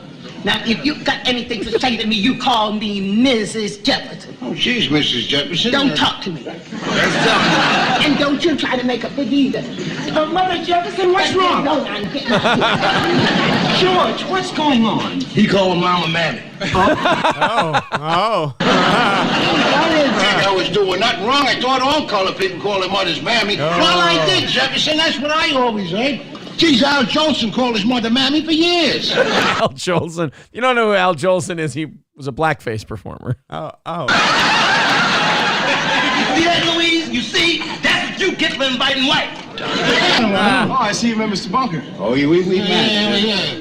Well, Lionel, shouldn't we introduce my parents to yours? Oh, yeah, sure. Now, wait a minute there, Lionel. Hey, do you mean to tell me that your father ain't met that man? No. So he doesn't know that his son's father-in-law is white. Oh. I'm going to introduce him right now. This I got shit. I'm very pleased to meet you. How do you do? Mrs. Jefferson? Mr. Jefferson? You're white. And you're black. It's a kick in the head, ain't it? Dude, if Eric Cartman was not made after Archie Bunker, it's a lie. It's a lie. Lionel, I want to talk to you. All the chickens come out to the roasters. Would you just excuse us, please? Listen, you know what I think. Would you excuse us, please? What the hell? I'll eat something. Think. What about your children? What they gonna be? Well, boys and girls, I hope. Yes, we are not. I'm just gonna skip around a Okay, little have bit. a good time. Can't you tell when you've been insulted? Now just don't get excited. I am not getting excited. I am getting mad. Put that woman in her place. That's what happens when you mix black and white. 10 more seconds, he's gonna call her a nigger. Wow! Listen to that. I ain't used that word in 3 years.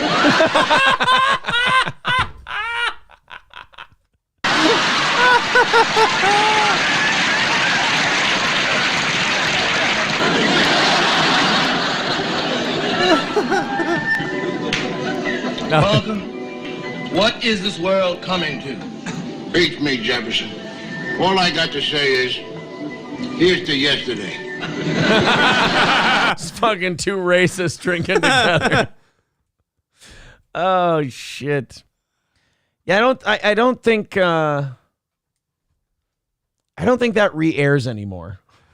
Not that episode. No. I have a feeling that show Maybe doesn't censor. re-air. Somehow, do they edit that part out? I don't know. That's not on Nick at Night. Guys, I tell you what, we've got, it was a great show tonight. Thank you very much to Hulkamash for dropping in that hundo that got us over the hump. We appreciate that. Thank you to all the people who have joined our locals. Remember, join that locals. We're going to put exclusive content up there, and your first month is free if you use the promo code SteelToeJoe. Go to SteelToeMorningShow.locals.com. We're going to put exclusive content up there. If you're on Patreon, we're going to put it on Patreon as well, so you don't have to do both. It's $5 a month, but unlike Patreon, you can post your own stuff. You can start a chat with the other members and things like that. It's a really cool community thing that we're doing over on Locals. If you're on Rumble, there's a link right below the stream. You can just do it that way as well. Well, Matt, you made it. You get to come back again because we knocked out our goal and we got over 300 people tonight. Well, good. And the show was solid. It was fun. Unfortunately, the way I do things, the quality of the show has to come second. When numbers and money are good, then I can go, what a masterpiece. Well, you relax a little more. Well, guys, you got through Thin Tuesday, and you knocked it all out. Thank you guys very much. And again, Matt, thank you very much. And we'll see you again very soon. I hope so. And we're giving you a 1-drink maximum. Because you really, you started off hot and great. You started to get a little stumbly, and then you picked it back up at the end when you had your water and your 7-Up, and it all came together perfect in the end. Well, I felt it, so I just was drinking 7-Up. There you go. I pulled it back. I told you kept fighting me on it. I'm like, no, you're a little toasty. Well, I didn't want to acknowledge it in front of everybody. I was trying to do it on my own. That's why I always admit it first when it's me, so nobody can use it against me. Oh, that's the trick. All right. All right, guys, we're out of here for the night. Go ahead, hit like, hit subscribe, share the show, tell everybody how great it is. Thank you, Matt. We'll have you back again. And, of course, to the rest of you, talk to you tomorrow morning at 6 a.m.